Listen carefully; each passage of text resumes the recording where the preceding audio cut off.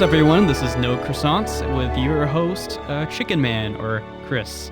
And hello, I'm David, host of Talking Toku, as well as other things. And my name's Nick Huber. I run a Godzilla 98 page on Facebook, and I'm also a big fan of the 98 film in the series. And this is our special guest, Keith Aiken. Hello, everyone. So, Keith, you were an artist for Godzilla the series, which will be our topic of discussion today. So you were a storyboard artist and I believe did you also do like some production artwork, I think? No, I did storyboards, did a little assistant directing kind of unofficially. The production side, just to let you know real quick, the show was already pretty heavily into production by the time I joined the show. They were just ramping up, hiring new artists to do storyboards, and by that time point, like the production work had pretty much been done. Right. So, I guess like a big question I've been wondering is, have you always been like a Godzilla and like Tokusatsu fan, or is this something that you discovered shortly after being hired for this series? Oh, I've been a fan all my life. I could talk your ear off about this part, but basically, short story is I was born in Wilmington, Delaware. Delaware was a small city, so basically all the local stations were Philadelphia. Right. So it was not even the same state. The Philly stations in the when I was growing up in like the 1970s, going into the early 80s, loved to show Japanese programming, and by that I mean like dubbed stuff. Godzilla movies, Gamera movies, Ultraman, Speed Racer, Battle of the Planets, that kind of. So I grew up with, those movies run, weekend after weekend. Ultraman and the, anime stuff was on 5 days a week after school. And I just loved it. I loved all kinds of sci-fi and monsters. But the Japanese stuff really clicked. And I think it might have been because there was so much of it. And also you had, Godzilla at that point was in 15 movies. Right. While most American monsters are in one, so you get that recurring thing. You get Rodan crossing over with Godzilla and things like that. So when my family moved out to California, as I got older, I started doing comic book artwork, ended up working at Dark Horse, where I bugged the hell out of them when they were doing Godzilla. You get a chance to work on the Godzilla stuff. Yeah, you're responsible for Godzilla versus Charles Barkley, aren't you? Yeah, that was one of the things. They knew I wanted to do Godzilla. The regular series hadn't launched yet. They kind of sheepishly said, "We've got Godzilla versus Charles Barkley coming up," and I'm like, "I'm in." I like the commercial. I prefer serious Godzilla, but I don't get weirded out when you do something that's a little more comedic. It's anything you can go any way with that stuff. So it was fun, and it was my first chance to do that. So I got to do that. Then I did an issue of the ongoing series when that started. Based off of that, I then found out a few years later that Sony was going to be doing an animated tie-in to the movie they were working on. So I applied for that in 1997 and got hired right after the movie came out. So it would have been like June or July of 98. Right. So I went in like almost a full year. Submitted a resume, showed them my Godzilla artwork from the comics and things like that, knowing it was going to be a different design and everything, but still showing I can do Godzilla. Right. Mm-hmm. And I was wondering that too, if like this was like a position you intentionally seeked out, or maybe this just fell into your lap as like a happy accident. But it's cool that they hired you based off your Godzilla work. Yeah, it was really nice. It was when I first went and applied. I basically had a friend named Tom Coker who I'd worked with in comics for like Marvel and DC, and he'd gotten hired at Sony to work on, I want to say Men in Black, the animated series. So he was like, they got Godzilla's like next year. And so I'm like, all right, I'm coming down, So he brought me in for the interview. Right across the street, or the hallway in this office building was the production office for the 98 movie. So I knocked on the door and asked if I could come in, and they said no. I explained who I was, what I was doing, And you know how private, how secretive they were about that movie. Oh my So God. all that was outside was they had a little thing on the door that said Big Fin Productions. Oh. That's what they were calling themselves at that time. Mm-hmm. So one of the cool things though is when I did when I applied for the job, Tom then took me over to the Sony lot because the animation offices weren't at that time, at least anyway, weren't on the main studio lot. They were like a 10-minute walk. So I got to go over to the studio, wander around, and we ended up on the subway set for Godzilla. Oh, very cool. Where where the subway tunnel, they're calling through where they're trying to find the eggs, and they just finished filming. So, or no, yeah, they just finished because that was '97. So they had the tunnel with the debris. You look up like 3 stories above your head's a subway train hanging off of the tracks. It was really, and it was in a massive soundstage. It was really impressive. So I found out they were striking the set soon because they had finished filming. So I stole a rock. So they had these styrofoam rocks that were all over the place from Godzilla bursting and digging through the tunnels. So I have one little rock from the set of the film. Oh, you still have them? Cool. They're not going to miss it. Yeah, it's actually still on my shelf right behind me right here. Oh, very great. cool.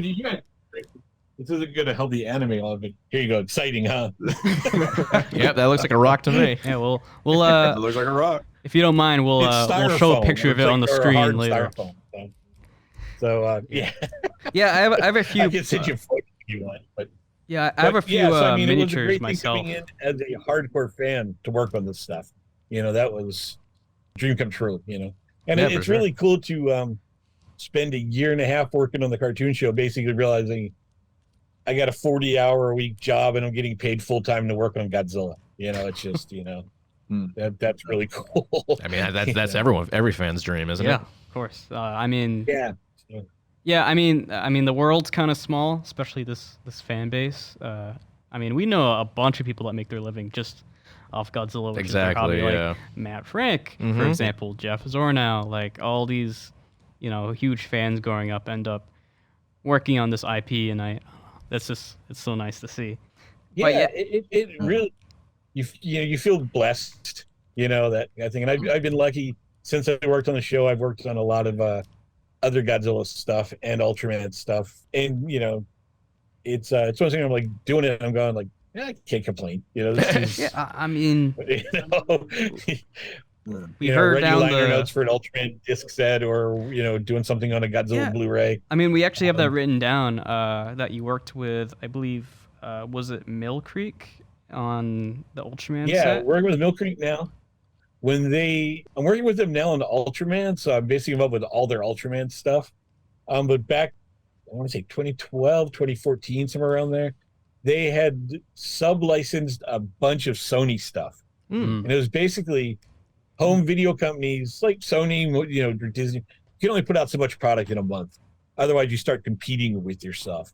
So the studios tend to focus on the big stuff, Right. the movies that have made $200 million or $1 billion or so older library stuff, cartoons, things of that nature, they have no problem with the smaller studio licensing that stuff.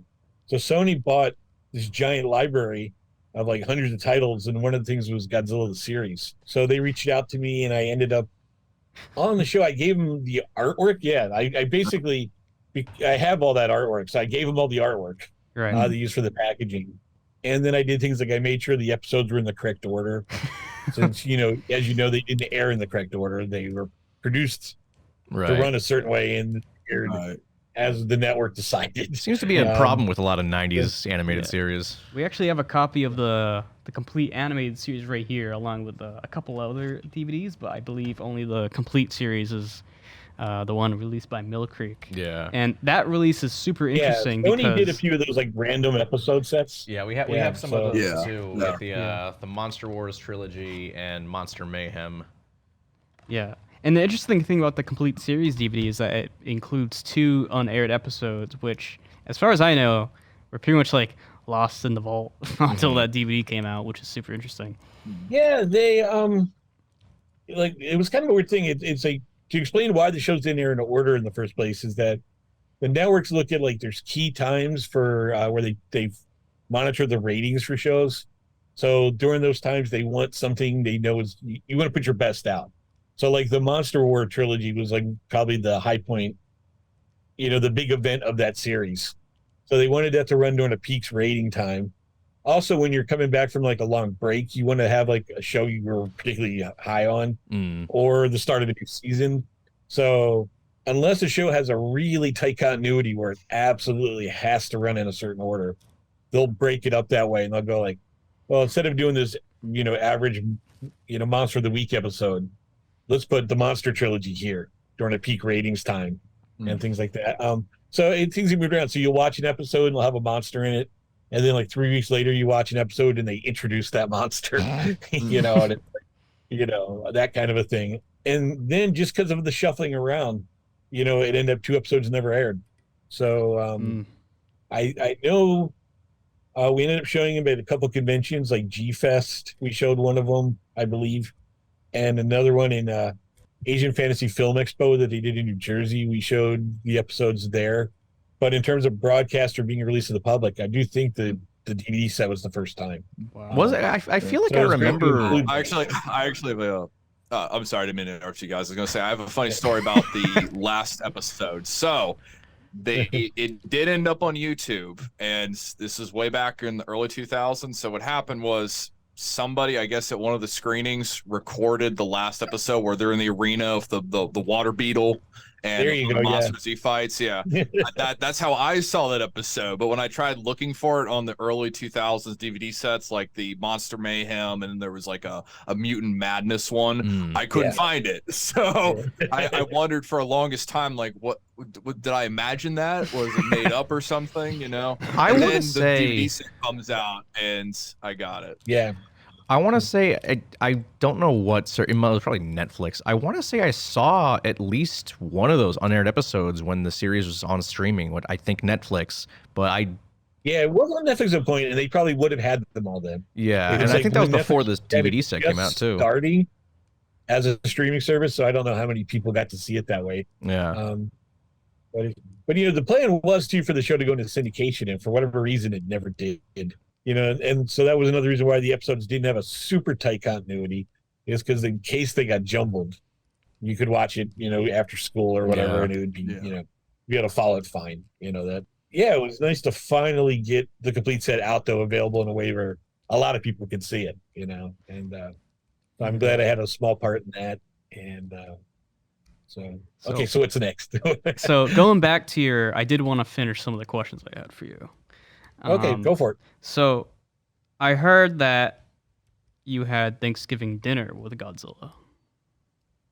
Oh, yes.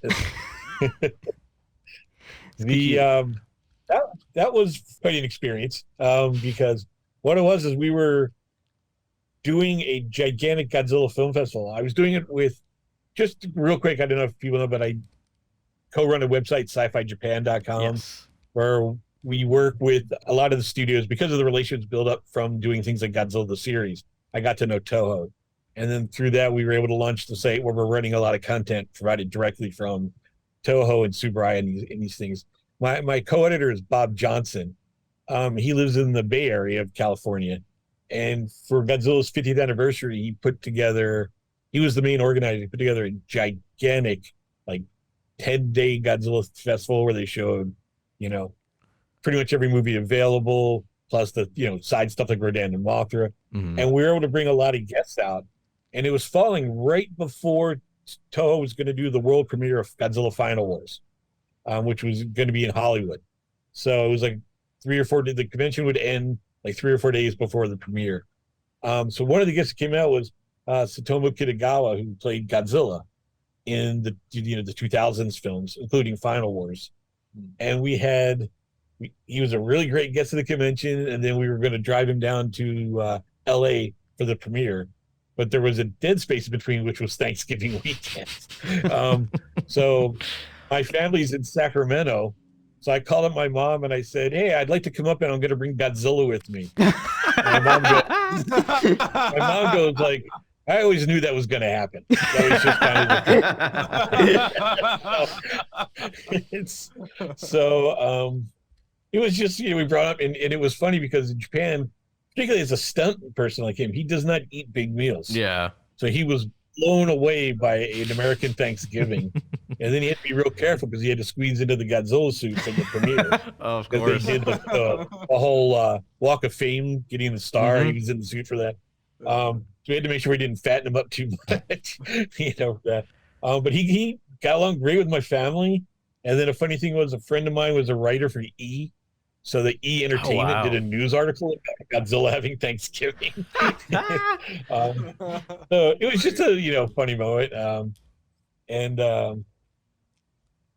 Like I said, he was a great guest. He ended up, because of the time difference, he'd been pretty well acclimated to California time by that time. But it was like, I remember he said that he went to bed, he stayed at my parents' place, and he went to bed, and in the middle of the night his wife called, and he was completely incoherent. And he just hung up on her because he was still out from the time difference. God. Oh my god. But yeah, it was great. He was a really great guest. We still would touch to this day.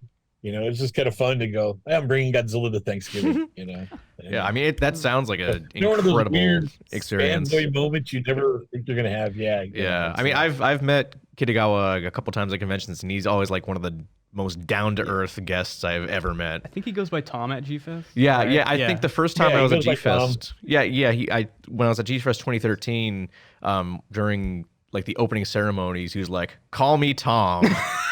I remember that. Yeah. Yep, Oh, I man. remember. We at one point were sitting where him and the other guests would do signings, and at one point we were sitting at a table and it was between things, so it was just us. Mhm. And we were both just sitting there bored, so we were doodling. And so he draws really well. He does. And so Oh yeah. and so he was does. drawing and I was drawing. We looked at the other way, we just traded. It's like, so, You did an art trade of Godzilla. Oh, that's awesome. yeah, basically these little Godzilla heads backward. Yeah, And he's also a really good sculptor. He sculpted a little like Godzilla head, and he Oh, ended up right. giving it to Tom Hanks. Yeah. What? So there's What? a picture online somewhere of Tom Hanks holding up a little Godzilla head like this. Oh, I didn't know that. That's cool. I gotta track that down. Oh, man. That's I the gotta first find one. a Yeah. photo. Yeah, Chet Hanks probably It's a turned great into photo. a bong or something. Yeah, so you actually did mention this a little earlier about I do have written down that you are the co-founder, editor, and producer of Sci-Fi Japan, a toku-centered news site. I remember this Yes. website from probably like when I first got into Godzilla when I was like around 12 or something. I remember this website, used to read it all the time. You've interviewed pretty sure a few notable people in this community. I remember you even interviewed my buddy Jonathan Tchaikovsky on the animated Toyline, which we'll probably get into another episode. So I guess like Jonathan's a great guy, and man, does he have a collection. It's, That's an understatement.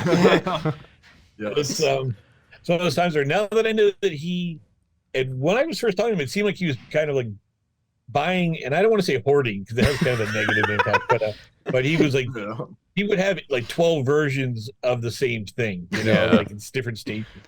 And so at some point, now that I know he occasionally sells pieces, I would actually love to get a couple of the Godzilla series pieces off of him. Just, I remember seeing those when we were working on the show. They would bring in photos and artwork of the preliminary designs, and just going, "Oh, these are gonna be great." And then they never happened.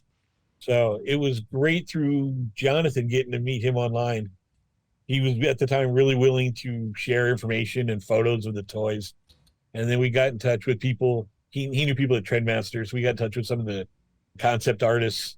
When we did that article, we were able to run artwork that hadn't been seen before. And I learned a lot, just talking with Jonathan, because since the line got canceled, it was kind of, that was like a dead thing. It was really nice to see how good some of those pieces were, particularly Cyber Godzilla. I think that one looks fantastic. oh yeah. Cyber Godzilla was gorgeous. Yeah, Well, that's like the golden idol And- for Godzilla collectors, I Yeah. think. yeah. And it's like, I don't have one. I mean, no. Yeah, I'll have he's- to like now start looking to see if I can get one. I don't know how many are flowing out there, but I assume Jonathan would know. Probably a has like half limited of 'em. a limited number. We will say that. But There yeah. are some people that are that some people are like shoddily trying to like remake it in like ZBrush and like 3D print them, but yeah, it's not the same thing. Yeah. I guess yeah, even reproduction at some point might be nice, but it'd be good to get an original if you can. Yeah, for sure. it's a shame. YMSF. I don't know. Have you ever spoken to them before? Dude, who was that? I'm sorry. YMSF. They make toys for Oh, the Toho. company. Yeah. Recently he expressed interest in making Godzilla the series toys officially licensed. That would be fantastic. It's I have good friends at Toho's LA office, and so I talk to them from time to time. And my understanding from when I worked on the show was that Sony owns the show, Right. but they can't. It's in a way that they can't make more. They would have to renew and license with Toho, which Right. never going to happen. Toho owns the likeness and character, so they own that version of Godzilla, and I believe they own the monsters as well. Right. I think I read somewhere once that like usually when they license out Godzilla, they always own like all the new monsters or something. Maybe I'm completely making that up, but like I think that's how it Toho, works, yeah, like I think Toho has partial ownership of Muto and stuff like that, or usually they do in like a typical situation. I know there's like because the contracts are always different from project to project, but I know that my understanding is the Hanna-Barbera was a similar situation. So like Toho actually now owns that show. The rights like expired. I think Hanna-Barbera had it for 25 years, and then it went to Toho. Yeah. So so that's why Classic Media did a couple of the DVD releases around 2004. Those were through Toho, not Hanna-Barbera. And then they Mondo did that figure recently of the Hanna-Barbera Godzilla, but I know Toho still says there's some wording that's a little vague, so we have to be careful about how we handle things, just to make sure that someone doesn't come by and try to sue later on. Right. I assume that's why they've been re-uploading them on the Godzilla YouTube channel rather than like doing a full DVD release. A few years back, I think Hanna-Barbera. I remember they managed to sneak in Godzilla in one of their comics, in like a panel or two. Yeah. I don't know if they were supposed to. Oh, you mean Marvel or? No, I think Hanna-Barbera had a comic series with like Marvel or something. I don't remember what publisher. I think DC, because the whole Warner Brothers thing. I think DC was doing a lot of Hanna-Barbera stuff, and I think Godzilla was in the background of some shots. There's that kind of thing, right? Sometimes you can get away with it, and sometimes you can't. It's like usually if it's a little like in-joke thing, they'll just let it go. Yeah. Right. But after I worked on Godzilla series for Sony, I worked on Big Guy and Rusty, which was an animated series about two robots that's based on the Frank Miller comic. And there was a scene in that where they go to the movies and it's a monster movie. So I was like, well, why don't we just have it be a Godzilla movie? So we had it be the Sony Godzilla. And then we had to run it by Toho, and Toho said no. So, that's a shame. So we had to like do that thing kind of almost like Tsuburaya did in the old Ultraman shows. Slap some horns on it. So there's still a monster, and it's kind of like it's almost Godzilla, wearing a costume, basically. Right. Yeah, and make it a TriStar Giris. I mean, speaking of the toys, though. TriStar Giris, yes. Speaking of the toys and licensing, there actually I actually have the rejection letter still. It was very polite, but that's good. It was funny because I was the one that pushed for it. So the producer of the show called me into his office, or her office, I'm sorry. And he goes, "Here, this is for you." And it was a rejection letter from Toho. I would have that framed. Honestly, yeah. I'm like, all right, fine, we'll change, that kind of thing. So that was the whole owning the character. Like Sony couldn't do anything with the character outside of a specific Godzilla product. But yeah, it's fun. You get those little weird little backstories and things like that. So speaking of ownership and licensing, there was an obscure set of toys that were released for Godzilla the series. I don't expect you to have too much insight on them, but are you aware of the Carl's Jr. Godzilla Toyline set? I am. It was an interesting thing. It was Jonathan Tchaikovsky actually has one of these, and I'd love to get one of these too. It was a sales book. Basically, it was their guide for merchandising. for the series. He has one for Godzilla, the '98 film, and for the animated show. Right, the style guide.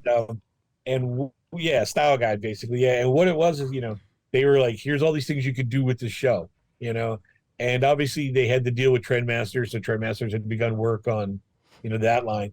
But the merchandising for the '98 film, most of it underperformed. Some things did really well, but for the most part, stores got stuck with a lot of Godzilla figures. And so there was very little interest in merchandising for Godzilla series. So I know, you had mentioned it earlier, but there was a couple like Game Boy games that came out around the time of the show. We have one of them right up here. There you go. So, and that, I think at the time the show was on, was pretty much it. On the official website for the series, they did a web comic that was ran maybe the equivalent of 3 pages. If you guys haven't seen those, I could probably send those to you. I think I still have. I've never even heard of it. I've heard of it. I don't think I've read it. The artwork was quite nice on that. Yeah. But yeah, after that, oddball stuff would pop up. I honestly had no idea about the laser tag thing you guys sent me the commercial for. That was an interesting thing we just found the other day. So yeah, it's because it didn't happen in my area. I think when I was living in Los Angeles for the show. Yeah. So Discovery Zone. Carl's Jr. stuff. I think I'm a little too young for Discovery Zone. It's is it like a Chuck E. Cheese type of place, indoor? Yeah. It's you're just looking at the commercial. It looks like they just took big blow-ups of the production art, and used it as the things you're supposed to shoot. Yeah. So, but it's cool. Again, as part of the art team, it's really cool to see that stuff, up there. But I was familiar with the Carl's Jr. stuff because I either stumbled across it when they were doing the promotion or someone told me about it. But I ended up going in and, buying multiples of all the toys because someone had actually done it. And they came out in 2000. So, the show wasn't even on the air anymore. It was just a weird, I don't know who at Carl's Jr. decided to move forward with this or, it did. There's nothing to promote. It was a weird time. But I ended up walking to the producer, Audu Payton, who was one of the producers on Godzilla, the series. I walked in and said, "Do you know anything about these?" And I threw him on his desk. And he was like, "What the hell?" So he's like, "I guess I'm going to Carl's Jr." So I do have a set of those, and I do have because there's a lot of promotion for the '98 film. So I have the Taco Bell toys for those, and obviously the cup holder and all that kind of stuff. Oh yeah. So one of the things though is not in terms of merchandising, but since I was a Godzilla fan, coming in and working on a Godzilla show, I kept everything. So I have all the character designs, and I sent you guys some of that stuff so you could use it, I get, however you need to promote, this interview. Production artwork, I had the model sheets, I had the series Bible, I have all the scripts, and then I have all the storyboard packs for each script. Things like a color, when they're doing color tests, I have a little sheet that shows color tests they did. So I just kept all that stuff. So a lot of it ended up in the article we did for Sci-Fi Japan. We're checking now that I'm working with Mill Creek, we're checking to see if the assets they got from Sony are high enough quality to possibly do a Blu-ray release. Ooh, okay. That would be the thing. It has to be, you don't want to just slap old stuff on a Blu-ray and go, here you go. Right. You want to make sure it fits. If that is, then I've talked with Toho and we'll probably try to include a lot of the artwork that I have for my personal collection as a bonus feature on there. But that's very up in the air at this point. We'll see. It's one of the things I've kind of brought up and they seem interested.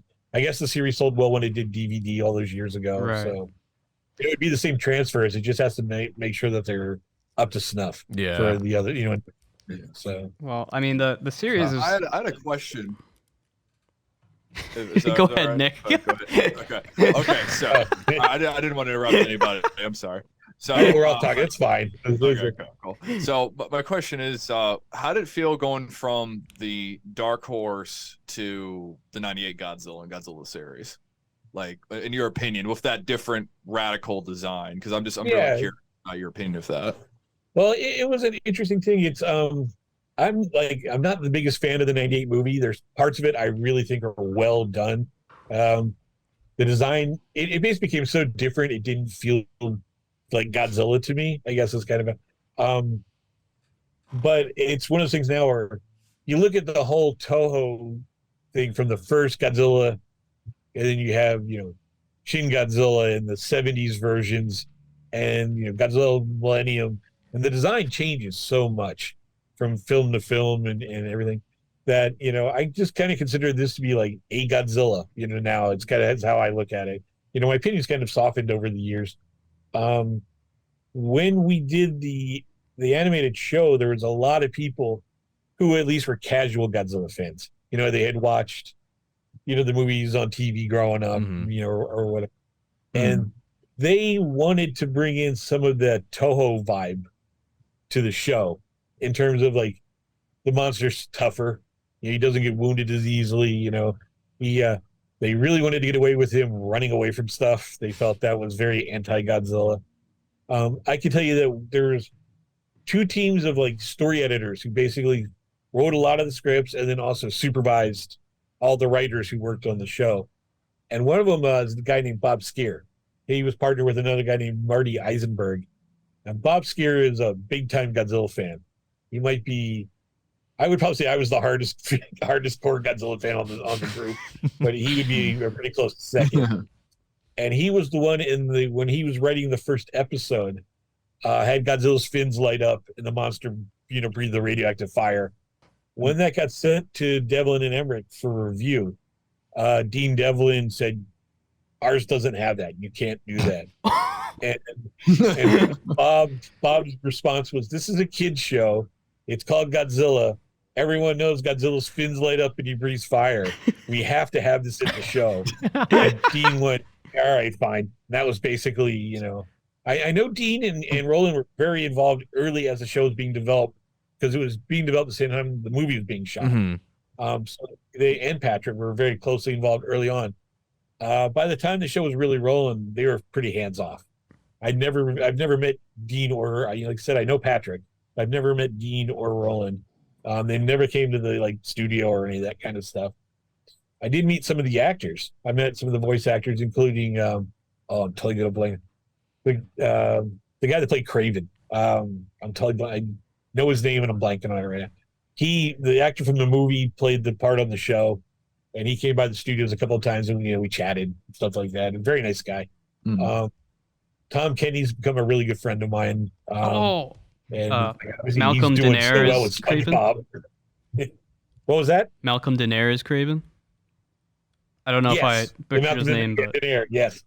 He came by one time to go to lunch with one of the producers, and I of course recognized him immediately and just said hello, and we chatted about the film, and he was having a lot of fun doing the show. He liked continuing the character, and so he's just a very nice guy. Said, Tom Kenny, I was a fan of the TV series Mr. Show, the HBO comedy sketch comedy show. And Tom was one of the stars of that. We met. He's also a big Godzilla fan, so we kept bumping into each other at Godzilla events. And then I met him at a Halloween thing and introduced myself, and then we hung out, got to lunch and stuff like that from time to time. And obviously he's doing so well now with SpongeBob SquarePants. I mean, for those listening that don't know, Tom Kenny's the very smart guy. In Godzilla the series. He voices Nigel, which is Craven's little robot buddy, who's also the Kenny of the series. Basically, dies every episode. Yeah. I think he made it through one episode. They finally said enough or something. He survived. Gotta give him one win. One of But he's a good guy. So it's like, and that was fun. I like the characters in the show. This is kind of a funny story, I guess. When I first got hired there, I had to go apartment hunting. So I was crashing at a friend's place in Santa Monica, and I had to drive into Culver City. And so one of the days I was listening to the audio, they gave us cassette tapes back then of the whole audio for an episode, because those would be obviously recorded before we started drawing. So we could try to match, obviously, the visual to the performance. When they record those, when characters are fighting or running or falling, or they'll record them doing grunting and moaning and gasping Oh God. forever. Because then they can pick and choose whatever works best for the show. I was stopped at a red light Oh with God. my sunroof open, my windows down, blasting the thing so I could hear it over the radio when Monique launched into about 4 minutes of gasping and moaning while I'm sitting at a red light watching everyone's head turn towards me. Oh no. And just kind of like shrugging, you know. Later on, I thought of the line. I should have said, yes, I like to listen to porn on the way to work. It didn't come out. It's like, but just it was one of those great moments where, like, again, not expected, but, it just worked out that way. Those I have two. I don't even know if I have a cassette player anymore, but I still have like maybe 7 or 8 of the audio tapes, where you have all the full dialogue and everything. It's pretty funny. So, yeah. So I did want to mention one more thing before we actually talk about the show itself. Okay. the namesake of this episode. Now that we're 37 minutes in, we'll talk about the show soon. Make this an edit ever you need. Just I did want to ask you about. There's a screenshot of you floating around the internet that's been floating around for a good few years now, regarding the Zilla name change controversy. I have written down. Oh, yes. Could you tell us what led to you dropping that massive truth bomb, and also maybe explaining what the Zilla name controversy is? Yeah, it was basically they, obviously, Devlin and Emmerich had done their Godzilla. A lot of hardcore fans and casual fans, I guess, felt it didn't really embody the character the way it should have, and at one point I want to say, the character didn't give it nicknames like, Gino, Godzilla name only, right, and a lot of that kind of stuff. I want to say it was Ryuhei Kitamura that directed Final Wars when they got the idea to use Godzilla, the American Godzilla in that. I think he's the one that pitched the idea, and because Sony or Toho had the thing where they own the character and rights, they were allowed to use it because enough time had passed from Sony's stuff, and Sony's rights had lapsed also at that point too. So it was, they lapsed 5 years after the movie came out, so it'd be 2003. So as they're making Final Wars in 2004, they decided to include the American Godzilla, which they obviously can't now call Godzilla because he's gonna be facing Godzilla, right? And I believe he took the line, the Americans took the god out of Godzilla, so this was just Zilla. So it has become a kind of a weird thing where when they license the character for new stuff like the IDW comics, that character is Zilla. But they also have the long-term contract with Sony, which still holds because Sony paid a ton of money for the Godzilla rights. And their movie is called Godzilla, and the character in the movie is called Godzilla forever. That's just the way it is. Toho acknowledges that and basically sees Zilla as a spin-off from the 98 Godzilla. The same way you have, King Ghidorah and Mecha King Ghidorah and Kaiser Ghidorah, right, and the MonsterVerse King Ghidorah. They're all King Ghidorah, but they're all variants that they can be licensed separately. For one thing, they all have their own copyright and trademark. Mm-hmm. So the American Godzilla, the 98 one, still is Godzilla, copyrighted by Toho. In the years since Final Wars, matter of fact, fairly recently, they were licensing Godzilla the 98 for products in Japan. You can get little like Christmas ornaments and things like that. They're say Godzilla and have the 98 says, Godzilla 98 copyright Toho and everything. They also have done in Japan where they remastered the entire film series and released them, done them on streaming services and also on Blu-ray. And again, they consider the 98 film and the MonsterVerse films, they're all Godzilla. And they're considered part of the Godzilla series. And the copyrights say Godzilla on them. So, it mainly comes down that I think there's fans who just dislike that version so much they can't accept it. and they just call it Zilla. But if you want to be official and correct by what Toho and the licensing is, the 98 version's Godzilla. It's, the cartoon series will never be called Zilla the series. It's always going to be Godzilla the series. That's the copyright. The thing too is like, I did for Sci-Fi Japan, I did that massive article that took me many, many years to put together about, the unmade 94 Godzilla that Sony was going to do with Jan de Bont. And I'd always been interested in that just because I'd seen something here, something there, we'd all seen the little pics of like some of the maquettes and things like that. But when I was working on a Godzilla Film Festival with the American Cinematheque in Hollywood for the 50th anniversary. They brought over Japanese guests like Masaki Tezuka and stuff like that to come over and sign autographs and do Q&As and that kind of stuff. But one of the things the Cinematheque did is they lined up, which was really cool because I got to go to all of them. Visits to the effects studios all through Hollywood. And so we did like K&B and a lot of the places. But one of the places we went to was Stan Winston Studios. Uh-oh. And while we were there, they had like a conference room, which is completely surrounded by models and maquettes from Terminator and Aliens and Jurassic Park. And I'm looking, and all of a sudden I'm like, that's the Griffin. And it was the Griffin monster from Godzilla 94. They had a prop hanging up from the ceiling, and I asked them and they confirmed. And then I said, do you know Godzilla? Because we're here with a bunch of Godzilla people. And then when they wheeled it out of storage, so I got to be like face to face with this. Oh, that's awesome. The kid's like 2.5 feet tall. Cool. And so I got to go, and I was there, with Yasuki Inoue, who worked on the original Godzilla.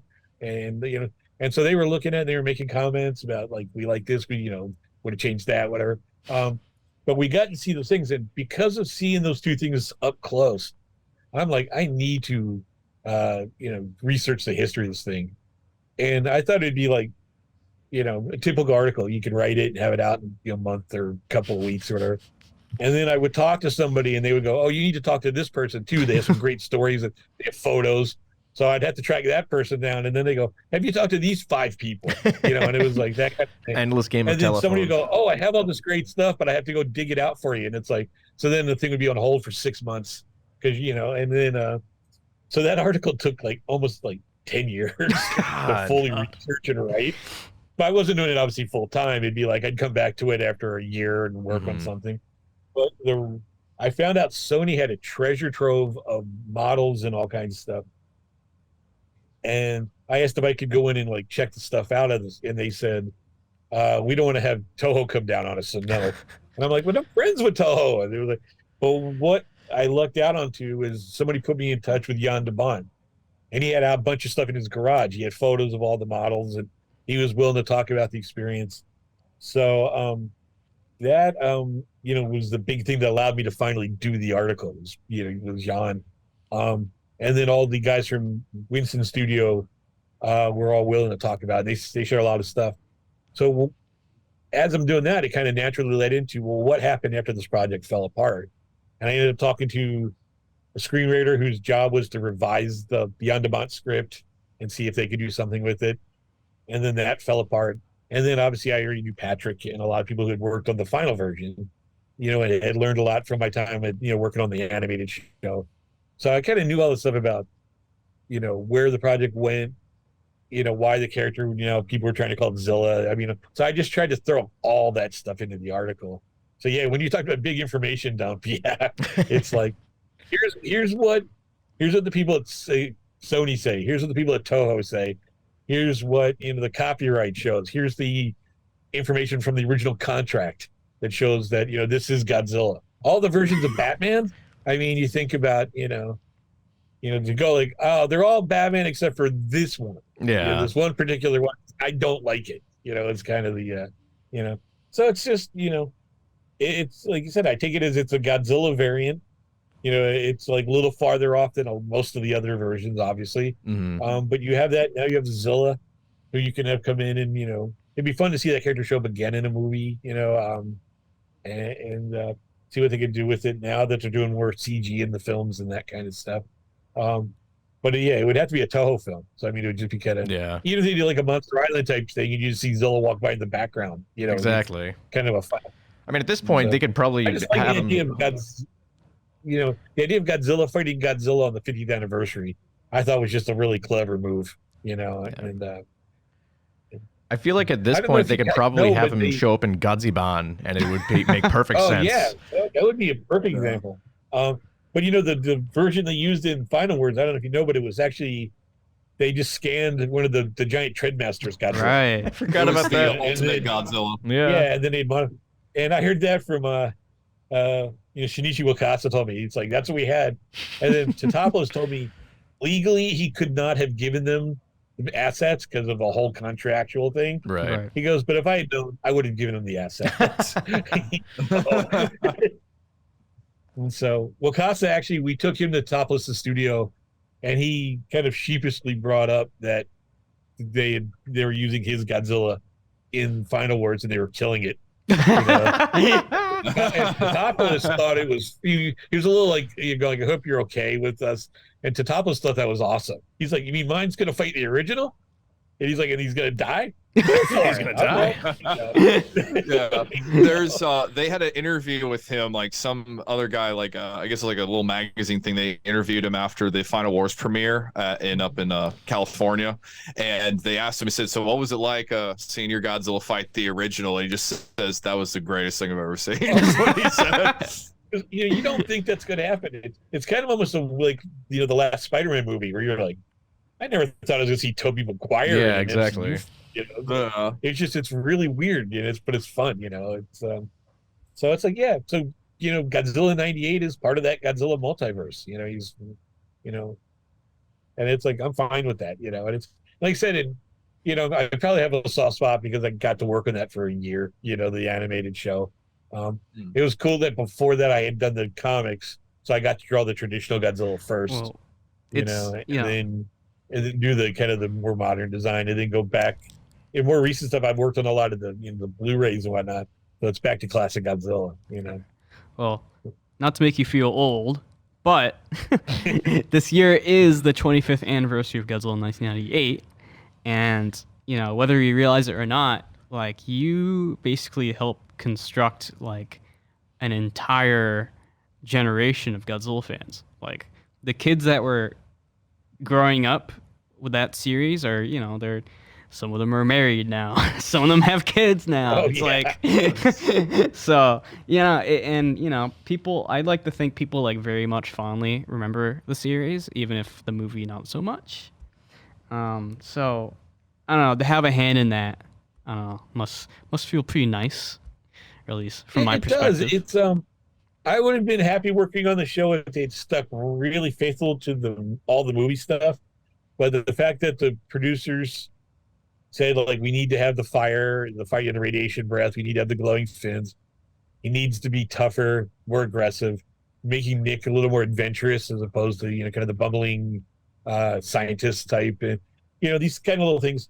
And doing things like, they're clearly doing, Destroy Monsters with, that one Monster Wars trilogy. And they set up a Monster Island, and he's fighting other monsters. Those kind of things I really got a kick out of. Once in a while, I would try to get him to do kind of something a little Toho-ish thing, and they thought I was nuts. It'd be just, there was one where something happens, and then they cut to Godzilla asleep, and they cut to a clip of his eye. It was actually seen I storyboarded, and his eye snaps open. And I was like, can we do the sound effect from Godzilla versus the Sea Monster? I don't know if you remember when Godzilla. I knew exactly where you're going with that. Yeah. Yeah, and they were like, "What?" So out of curiosity, because you mentioned you were trying to do a bunch of like Toho stuff, I seem to remember with the Dark Horse comics, there was concept art for other monsters that were like kind of a bargain bin version of like Ghidorah and Mothra and Anguirus. Was that ever talked about for the series at all? So something along those lines. There was a few monsters they could not use. Like I think Mothra was tied up in some kind of contractual type thing. There was the plan, or there was an idea at one point to use other Toho monsters, the whole thing was Toho, I guess, from what I understand from the producers, was really good about approving stuff, which for whatever reason they were really easy to deal with. So you would send them the script, you would send them the character designs, that kind of thing, and you had to get their approvals before you could move forward. The one concern they had is they thought about doing something like Ghidorah or something, but they said to write a script for Ghidorah, design a new version, have it go to Japan, and then have it go through that process would just take too long when you're really on the gun to get these shows made, So I think they abandoned that idea pretty early, but then they did try to do things like, there's obviously the Mega Centipede, giant cicada episode, which is clearly a nod to Mothra. There's the Quetzalcoatl, and we got Cyber Godzilla. We were able to do it. We were able to do like that version of Mechagodzilla. Yeah, that's probably the closest one. Yeah. And I heard later on from Toho people, they loved the idea of a Mechagodzilla made from the remains of a dead Godzilla. They thought that was really clever. He was probably the coolest monster in the series just for that. And hey, then Godzilla against Mechagodzilla came out. Oh yeah, and he was basically Kira before Kira. Exactly. I think that might have had somewhere down the line, and Toho had the rights of the show in Japan, so they aired it on services over, I think, like DirecTV Japan or someplace aired it. And so that was kind of thing. I know Toho's obviously changed their licensing quite a bit. So like IDW was able to use all the characters, but it was like it would have been like one thing at a time, I think, with Sony, and just probably way too slow a process. Yeah, because you work hard and you work fast when you're doing Saturday morning cartoons. It's like it's not to the point where you feel like you're like the work's suffering, but it's a pretty quick pace, and they're working on they've got multiple directors, multiple crews working at the same time on different episodes. And then as things are being revised, you get changes. So like I'd be working on, say, episode 17, and somebody would go, "Hey, we need a last minute fix on episode 12. Can you spare half an hour to like draw out the sequence?" And it'd be like, you might even be some of his minors, this person's in the wrong clothes. You need to redraw their outfit on every shot, stuff like that. They're holding the wrong gun. They're, whatever. This guy's not supposed to be in the shot because he's got killed off earlier. Just take him out. There's a lot of that kind of stuff. So, you would work on your own main episode, but you get called away a lot to, work a bit here, a bit there, on other stuff. So a lot of bouncing around, a lot of fast-paced stuff. I can tell you the very first episode got finished the morning it aired. Wow. Whoa. What? Wow. New family? Talk about down to the wire. Yeah, they had a problem there was a computer program that did the rain effects, and apparently it didn't work. And for the whole opening, when Godzilla's chasing him on the bridge in the storm, and then when Nick goes out and he's trying to find the egg, and it's still raining because it's just like the movie.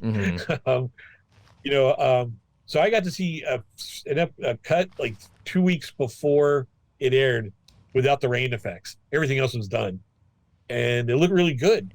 And so later on, like I think the day before it aired, like that Friday, I said to Audu Payton, the producer, "So are you excited about the show airing tomorrow?" And he goes, "Right now, I'm more focused on getting it finished." I was like, "Wait a minute, what?" They got it. They got the program to finally work, and they were able to insert the rain effects. And they went out and got beamed out like it was like 3 a.m. before oh my god, it aired. Oh my god. And, so I mean, that's the kind of stuff. You plan and you plan and you plan, and then something goes wrong at the last second. You said it, but it was I had a really great time doing it. It was a really good crew of people. Spent a lot of time obviously with the other storyboard artists, with the directors, the producers, the art crew that did the production designs. They were in the same building, but they were there was almost like a wall separating us, kind of a thing where you would go around this wall and there'd be their section, and they're all really good guys, but I didn't get to know them as well. So I mentioned you guys should talk to like Phil Barlow, since he's the head designer on the show, and Phil's like the guy where we do small talk and chat and say hey, and hey, I like this design, or go back because they had to have something revised and ask him to change something, that kind of thing. But I didn't get to know him as well as a lot of the other people in the crew. So if you get a chance to interview him, I imagine he'll have a lot of interesting stuff to say that has nothing to do with what I was doing, because he was the one that had to deal with like creating designs because they weren't allowed to show Godzilla yet, that kind of stuff. Right. Like the Gorgon, which we'll get into momentarily. The Gorgon design. Obviously you've seen the Sci-Fi Japan article. We've got some of that production art where it's kind of in the shape of Godzilla, but it's not anywhere near the final design because they didn't want, that movie was so clear about leaks, right, that are so strong that Sony was really careful about even the artwork for the cartoon getting out because it could spoil stuff for the movie. Yeah, and that's why the show was called The Heat Seekers in production. Yeah, The Heat Seekers. Heat Seekers logos and artwork were up. They were still around the office when I was working on stuff. They created like a fake team of superheroes called the Heat Seekers, so that if anyone came in looking at that's the artwork that was on the walls. It was a really interesting, amount of secrecy. I've worked on a few projects, but that one had the most intense secrecy early on. Yeah, I mean, it reminds me of Blue Harvest, the original Star Wars production name, And it kind of sounds legit, like it kind of sounds like a real movie, Blue Harvest, Heat Seekers, but it's like also to the average person, kind of boring as shit. That was the one, right? The Terror in the Forest or something. Yeah, like like it would have totally had me fooled. I'm surprised no one's made a movie about that yet. Yeah. Blue Harvest, actual Blue Harvest movie. That would be pretty dope. Yeah. Oh, He's man. floating out there. It's got recognition. Use it. That kind of thing.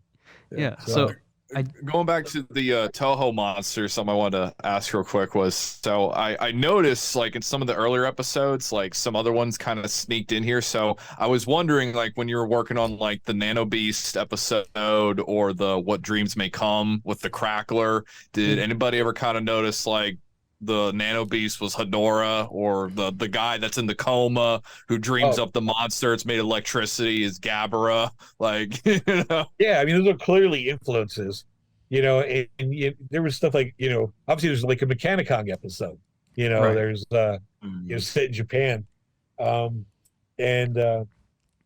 yeah, I mean, that was the thing. It's like even when you couldn't officially do something because a lot of these people are fans working on the show, you're like, let's get some Toho-ish monsters in there, and then he'd even do the lines like, I know at one point, Nick brings up to straw monsters under that philosophy, and there's the line that the episode with the giant robot Yeti about, what is, Godzilla doesn't come to Japan, that was like a line or something to that, somebody goes, I saw Godzilla, and somebody else goes, no, you didn't. Godzilla's not in Japan. It's like that kind of stuff. You do those little like, zips and stuff like that. And, try to throw stuff in the background from time to time, Did you guys see Godzilla Singular Point? Yes. Yeah, I actually did want to ask you about that. Did you see the little the plush figures I once seen? They're like there's toys of different creatures. Yeah, I've seen the Rodan. I don't remember what company, but they made a physical Rodan plush, and I have one. It's adorable, and I love it. Oh wow! I gotta look into that now. So David, I think this is news to you. They had Godzilla '98, and I want to say they had that's right, Godzilla series version. I do remember that. Yeah, I was like, that's a nice acknowledgement from the Toho side. It looks like they had Kamothrax too, Gazuki, and I think the turtle. Yeah, I totally forgot about that. Which is like, so wow, such an unexpected homage. As we're working on the show, I would say, Toho let us know early on they were very happy with the show. They liked the changes, and they saw where it was going and everything, and they were really supportive. And that led to me, because Toho had offices in LA. I later on got to meet some of the Toho people, and we became friends with like the various general managers they had over there. And that's kind of like helped me get other work from them over time, But it was nice the first time I met them to go, yeah, I worked on like, Godzilla series. I did Godzilla versus Charles Barkley, and they're like, oh, we love all that stuff. It's like, so, it was nice to be on their side, have them on your side, and know that they liked it. And then, like I said, it's really nice the fan base turned out for the show, and we're really positive about it because again, I understand the mixed feelings about the '98 Godzilla, the design, the whole thing around it, and everything. But as a Godzilla fan working on the show, I'm going, I hope other Godzilla fans like this. We're trying, we're working with what we've got, and we're trying to make something that's fun. And even if it's not the Godzilla you prefer, the show has that kind of Toho feel to it, and everything like that. So yeah, it was nice. The response right away was really positive. And then, like you said, kids are now, they watch it are now adults, with jobs and marriages and, kids and all that of their own. And the fact that, the reaction to the show is still so positive, is really nice, I mean, anything I work on, you always have people are going to enjoy it, and when you're working on something that's close to your own heart, again, you really hope people are going to enjoy it. So it feels good, knowing that, 25 years later, people still like the show, or make jokes about the Barkley comic, whatever the may be, Yeah, and I think with that, we can actually start getting into a deep dive of the show that I wanted to do. So I did want to briefly mention the cast. So whatever you guys need to talk about, let's do it. I'll do a lightning round for the cast. Forgive me if I get some of this data wrong or butcher some of the pronunciations, but I'll just do this real quick. Fine. Remember, I worked on the show 25 years ago, so it's not all super too. So, of course, your buddy Tom Kenny did the voice of Nigel, and he is known for, Rocko's Modern Life, and I think some show called SpongeBob or Mr. Show, something. SpongeBob. Yeah. Chris, you Something already like used that. that joke of not knowing what SpongeBob is. Hey. You can't reuse it. You're right. Used it already.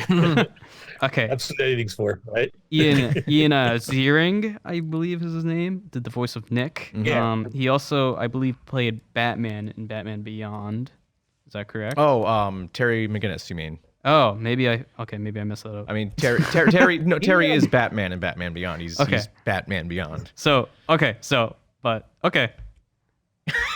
Take my word for it. I'm revisioning history. It was Ian. He was also in Spider-Man 2003, I believe, the cartoon. Was that the 3D one on I think MTV? so. Oh God. Let's see. And Ian's obviously really known for Beverly Hills 90210. Right. He was one of the stars for that show, and then he did all the Sharknado movies. So, yeah. which have a weird cult following. He's mainly, he's kind of one of those guys. Like he's mainly an on-screen actor, but he does quite a bit of voiceover work too. And I think he actually got the part because I'm playing his name, the other guy from 90210, Jason, who ended up playing the villain in a couple episodes of the Godzilla series, was originally cast to be the lead, and then he couldn't fit into his schedule, so Ian took it over. So it's probably like they knew each other from 90210. He's probably going, "You should do this. I don't have time. You should do this." So that's how Ian ended up being Nick. Wow. Yeah, and I think he no hate to Matthew Broderick, but he definitely plays a more, I want to say, confident and more like actionable. It's very similar to comparing Anakin Skywalker in the prequel trilogy to Star Wars: The Clone Wars. They're like entirely different characters, and yeah. So I believe Bridget Bako did the voice of Monique, and she was in Disney's Gargoyles. She was an actress, very pretty. She did still around as far as I know, but she was one of those ones that did a lot of I don't know how best to describe it, adult fare, but not pornography. More things like there was a show called Red Shoe Diaries that David Duchovny was the lead on before he did X-Files. That was basically about and it was a character who would read these like erotic stories basically, and she was his love interest in the pilot who kills herself and kind of spurs the series on and stuff. But she would do like those kind of things, so like erotic Cinemax type shows back when Cinemax was doing more of that kind of stuff. And I think they did a few movies, but I think, like I said, mainly kind of switched over to voice work. So, they're all like, I think for the most part, almost everybody worked in the show were pretty well established doing on-screen acting as well as doing voice work. So who's next on the list? Oh, Reno Romano did the voice of Randy Hernandez, known for. Oh, okay, maybe I got him confused with. Did Reno voice he the was Batman? He voiced Okay, Batman. He was Batman That's- in The Batman. Okay, But Ian there we Ziering go. was in like one episode of Batman Beyond. Okay. So you were like halfway there. Okay, that's fair. That's fair. He was also in Extreme Ghostbusters. He also played Spider-Man in the PlayStation 1 Spider-Man games. Did he? Yes, he did. What? I thought Toby I did. thought he was Spider-Man at one point. Yeah. I did not know that. Yeah, and Spider-Man and Spider-Man 2 Enter Electro on the PlayStation. Oh, on the okay. I thought you were talking about PlayStation. I thought you were talking about the movie. No. Okay, because I'm like, I'm pretty sure that was Toby. Charity James, voice of Elsie Chapman, known for The Simpsons and Space Jam, which is like the most 90s combination of titles I've ever heard. Exactly. I met her once. It was funny. She was actually a friend of mine. And so I was at my friend had a party, and she goes, "Oh, yeah, you should talk to Charity. She's right over there." So we ended up having a nice chat about the show. She was very, very pleasant. But it was like the only time I ever saw her. I never saw her at the office or any of that stuff. Right. They would record obviously at a recording studio in Burbank, I think it was. Mm. So you wouldn't see the voice actors generally. Like I said, I didn't get to know Tom until a few years after the show, just by bumping into him at events and things, knowing who he was from, Mr. Show and things like that. So, so I met a few of the hand voice cast, And then, speaking of cast that you've met, of course, Malcolm Danare returns from the movie as Dr. Mendel Craven. And Kevin Dune returns as Major Hicks, and I want to say though. Well, actually, I believe, I can't remember his name, but the mayor I think reprises his role as well. I meant to write that down. Michael and I Lerner clearly didn't. as Mayor Ebert. Michael Lerner, yeah. So There was a plan, I think, early on to make him much more of like a foil. Like he was always causing trouble for the heat seeker team, whatever. But at some point they decided that, I think they said no one cares about the mayor. They really went the right side. So you'll notice he's in the first couple early episodes, like the nanotech, and then they just kind of phased him out, But it was great that they got Michael Lerner to come back, and again, another well-established actor. Yeah, for sure. Once again, blanking on the name, but in the '98 movie, the guy that played the kind of bumbling military officer, who he was the one like we need more guns. And Sergeant O'Neill. Sergeant yeah, O'Neill. the guy that played Doug Savant. came in for one episode playing a different character. Oh, really? Like later. Yeah, I think he might be in the Area 51 episode playing a military guy. Trespasser number 2. Guy. There you go. Yeah. But fun fact about that actor, he also did the audiobook for Godzilla '98, the novelization. Oh. Really? Oh, there you go. Interesting. I did not know I don't that. have the audiobook. I have the novel. So Yeah, I have. I think they made 2 of them. I think they made a junior novelization, which I have, but I want to say there's also like a regular one. I'm sure there's like a full. Yeah. Yeah, there's a regular novel. I have the regular one. Yeah. And there's something interesting they do after the movie. They tell you what happens after. Mhm. Oh. A little bit about like expecting Godzilla and doing things like that, which don't really connect well with the series. But it was its own thing. I mean, So were they if you planning are a on? fan, you should. Weren't they planning on kind of retconning the series anyway? Because they were planning like a whole movie. Yeah, they had that sequel that picks up this just like the pilot of the series. It does the same exact thing where it's Nick finding that egg. Yeah.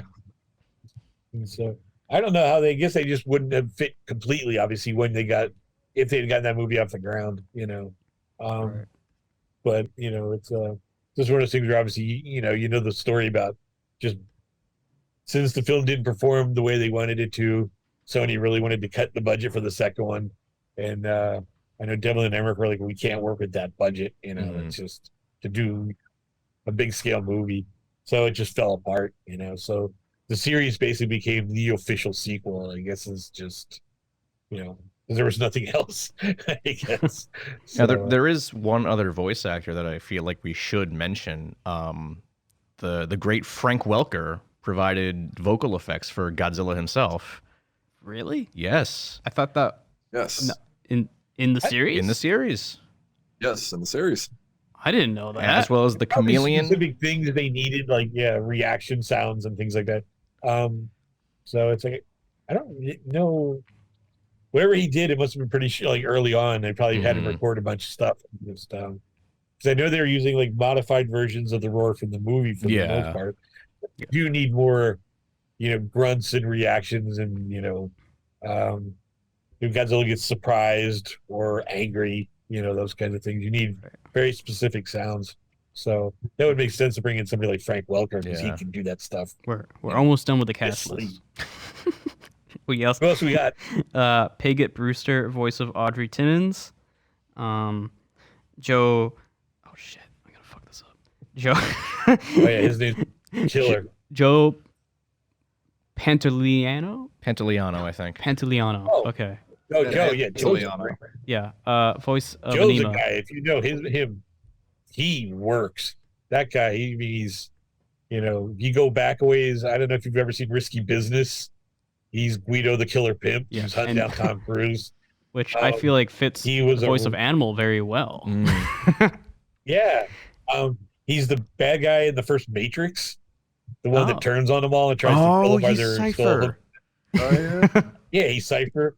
He is one of the main mobsters in a few seasons of Sopranos. He's just a guy, like, his resume is full of so many incredible, like, highly regarded films. And he's if you've never seen Memento, he's kind of the guy who's helping them, Guy Pearce, trying to figure out what happened in his past. So I mean, he's a guy, like I said, that guy works. So he doesn't tend to do a lot of voice work, as far as I know. I think he's a regular working actor, on-screen guy. So I wouldn't be surprised if he has like a half dozen animation credits, but it's like he's mainly an on-screen guy. So, and it's cool to get somebody like that for a cartoon show. For sure. Yeah, and I think I also have written down that you worked on The Goonies. Is that correct? Yeah, he was one of the two bad guys hunting down. If you've seen The Goonies, there's like the evil mom, and then her two bumbling sons who are all like criminals that are hunting down the Goonies. Yeah, so, I mean, I'm surprised someone with that much range even had time to do the entire series. I mean, he was only in like a handful of episodes. Oh, really? Yeah. Okay. Yeah, I think that's probably it. They could probably bring him in for like 6 episodes. I never got to go to a recording session for Godzilla, but I did ask if I could go to one for Big Guy, and they let me do that. The Big Guy racing that had, some notable like names again, but it was just fun to watch how the process goes. And they were having like an actor say no every way you could possibly think of, so they could pick the one. So they said, you just do what she was going, no. No. They're like, doing that for like, 4 minutes, that kind of thing. And it's like, wow, okay. On top of just, doing lines. And then they would also do the thing like, oh, we need to, we changed the line from episode we recorded like a month ago. So can so-and-so say this? And they would just step forward into the mic and say like one line out of context or whatever, And so it's an interesting process. I'm glad I got to see that. I wish I could have gone for Godzilla, but I was the newbie, coming in like as the show was already in production. So I basically stayed at the office in True Godzilla. That was kind of my main job, and our last name that's on my list is Keith Sarabaka. Sir, is that how you pronounce the last name? I believe so. Okay. It's a nice mix. I'm not sure what he's done lately, but he was another one of those like guys that was showing up in a bunch of different TV shows. Yeah, I have him written down for X-Files. He voices Felipe Roach in this show, who, of course, in the movie was played by Jean Reno. Yeah, I don't know why that name escaped me for a minute. Jean Reno. And I also saw that you guys drew him in the the costume for Leon the Professional. Oh yeah, that was like Phil Barlow's career. They did it as the Professional. The one picture, yeah, that's great. Very cool. I have that. I have that in my files. Yeah. So, Yeah, that one made me cool giggle. thing. I was saying a cool thing about the show too is they attracted a lot of known actors for guest spots. And so you had guys like Clancy Brown, who's done now a lot of voice work, and Ron Perlman, Linda Blair, came in and did one, and yes, I see Michael Chiklis on here. Yeah, Chiklis. There was the mom from George Costanza's mom from Seinfeld did. I think she's in the Crackler episode. Robert Forster, obviously from Breaking Bad and Jackie Brown and a lot of 70s stuff, was Elsie's mom in an episode. And then we had Roddy McDowell, who's from the Planet of the Apes and Fright Night. That's incredible. And apparently that was his last acting job because he was really sick. Yeah, he came in and he did the voice for a professor in the Loch Ness Monster episode, and then passed away. That was him later. Wow. Yeah. So I mean, it was like, you get all these great, like, obviously voice actors, but then you're also getting like a lot of names, and it's like, going through and going like, wow, we actually got so and so to come in to do an episode of Godzilla. I was so shocked that Tom Kenny was in the show, and this aired a year before SpongeBob, so I'm sure like his life flipped right upside down like shortly after this too. Oh yeah. I mean, SpongeBob just took off, and I'm sure again he probably was a little bit like me, that he was a Godzilla fan and the chance to come out to work on it, and so yeah, I didn't know SpongeBob was a Godzilla fan. See, now we got to get Tom Kenny on the next episode of the show. I'm sure I'm sure he has like agents and shit you have to like jump hoops through. Probably. I mean, dude, it's Tom Kenny. They probably like send him home in like a bulletproof like van like after every recording, because that's like Nickelodeon's like jam. Their golden goose. He just to let you know, he is really, really nice. He's incredibly funny, and he's like quick on his feet. And we went to, it was one of the things where I bumped into him at like, when in LA, they would do a lot of those, classic film screenings and whatnot. And I think I bumped into him at a screening of a Godzilla film, or it might have been the original Mothra. And we ended up as a big group going out to a dinner. And we're in this restaurant, and one of the people there goes, like, my niece loves SpongeBob. You talk to her. And he's like, sure. And they put him on the phone to this like little girl, and he's doing the voice. And one of his responses was, really? Well, your face is on my lunchbox too. And I was like, what a great thing to say to like a like a 6-year-old girl or something. And I was just like, that's awesome. And the fact you can like make people happy that way, I think is just fantastic. Oh my God. Oh yeah, when it was over, I'm like, good one. Oh my God. So it's like, if you get a chance to get him on board, an interview with him, you guys are gonna have a blast. Oh yeah, That's, I'll shoot him an email, but to be honest with you, I think he's probably fingers crossed. I know he's a busy guy. Cross. You see how much SpongeBob stuff they pump out? Yeah. Like, he's probably a busy guy. But I think Nick was gonna say something too. I kind of cut him off next. Yeah, I was gonna say something. I said when you think about it, I mean, SpongeBob is a Godzilla fan because he lives in Godzilla's home, Bikini Bottom. Oh, true. Have you ever hydrogen test site? Yeah. Yeah, Keith, have you ever heard that SpongeBob theory that all the fish in the Bikini Bottom are mutated from the Bikini Atoll bombings? That's great. I mean, I love the cartoons where they really are good for kids or fun for kids, but have like a little twist to them where as you're older, you're like, hey, wait a minute. What? I think that's what I think this generation's version of SpongeBob right now is, mark my words, it's Bluey. Like I've met so many adults that like Bluey. Yeah. Bluey's kind of good. I've watched a couple episodes with my niece, and it's like, oh my God. And yeah, when you can catch those, they're hysterical. I remember, like Ren and Stimpy, when it first came out, it was just like, what the hell is this? and SpongeBob kind of had that similar. I mean, not Ren and Stimpy was insanely violent, which I thought was hilarious. You could get away with that on, a network cartoon or whatever in the 90s. But, just the weird sensibilities of SpongeBob, I think you're just, it's so appealing. And, you can find so many little oddball things to like just enjoy yourself. And again, Clancy Brown, who did a voice on Godzilla, was like his boss, right? I think is that yeah, he's Mr. Krabs. So I mean, that guy's got one of the all-time great voices. Going back to Highlander and Shawshank Redemption and things like that. It's just, he's a great character actor, and get him on a show. I think that's fantastic. So I did want to start talking about some select episodes. That is fine. I got a window open for you guys today, so I know you're gonna have to obviously do some editing, but if that's you want all to on me. I'll take care of it. Yeah, so it's gonna be a lot because I know we kind of went off on some weird tangents, but hopefully listeners will find it enjoyable. Yeah. So I did want to ask you. I wanted to go around the table, the digital table that we have here, and ask everyone's favorite episode. Since obviously we do not have time to talk about all 40 episodes, so I did want to just pick out a select few. I did want to briefly mention the Monster Wars trilogy, just like regardless of what our favorite episode is, just because if you really think about it, this is like a feature-length like Godzilla film that like no one even like considers. It's a it's a 3-part trilogy series that's based off basically a whole homage to the story of monsters like we talked about earlier.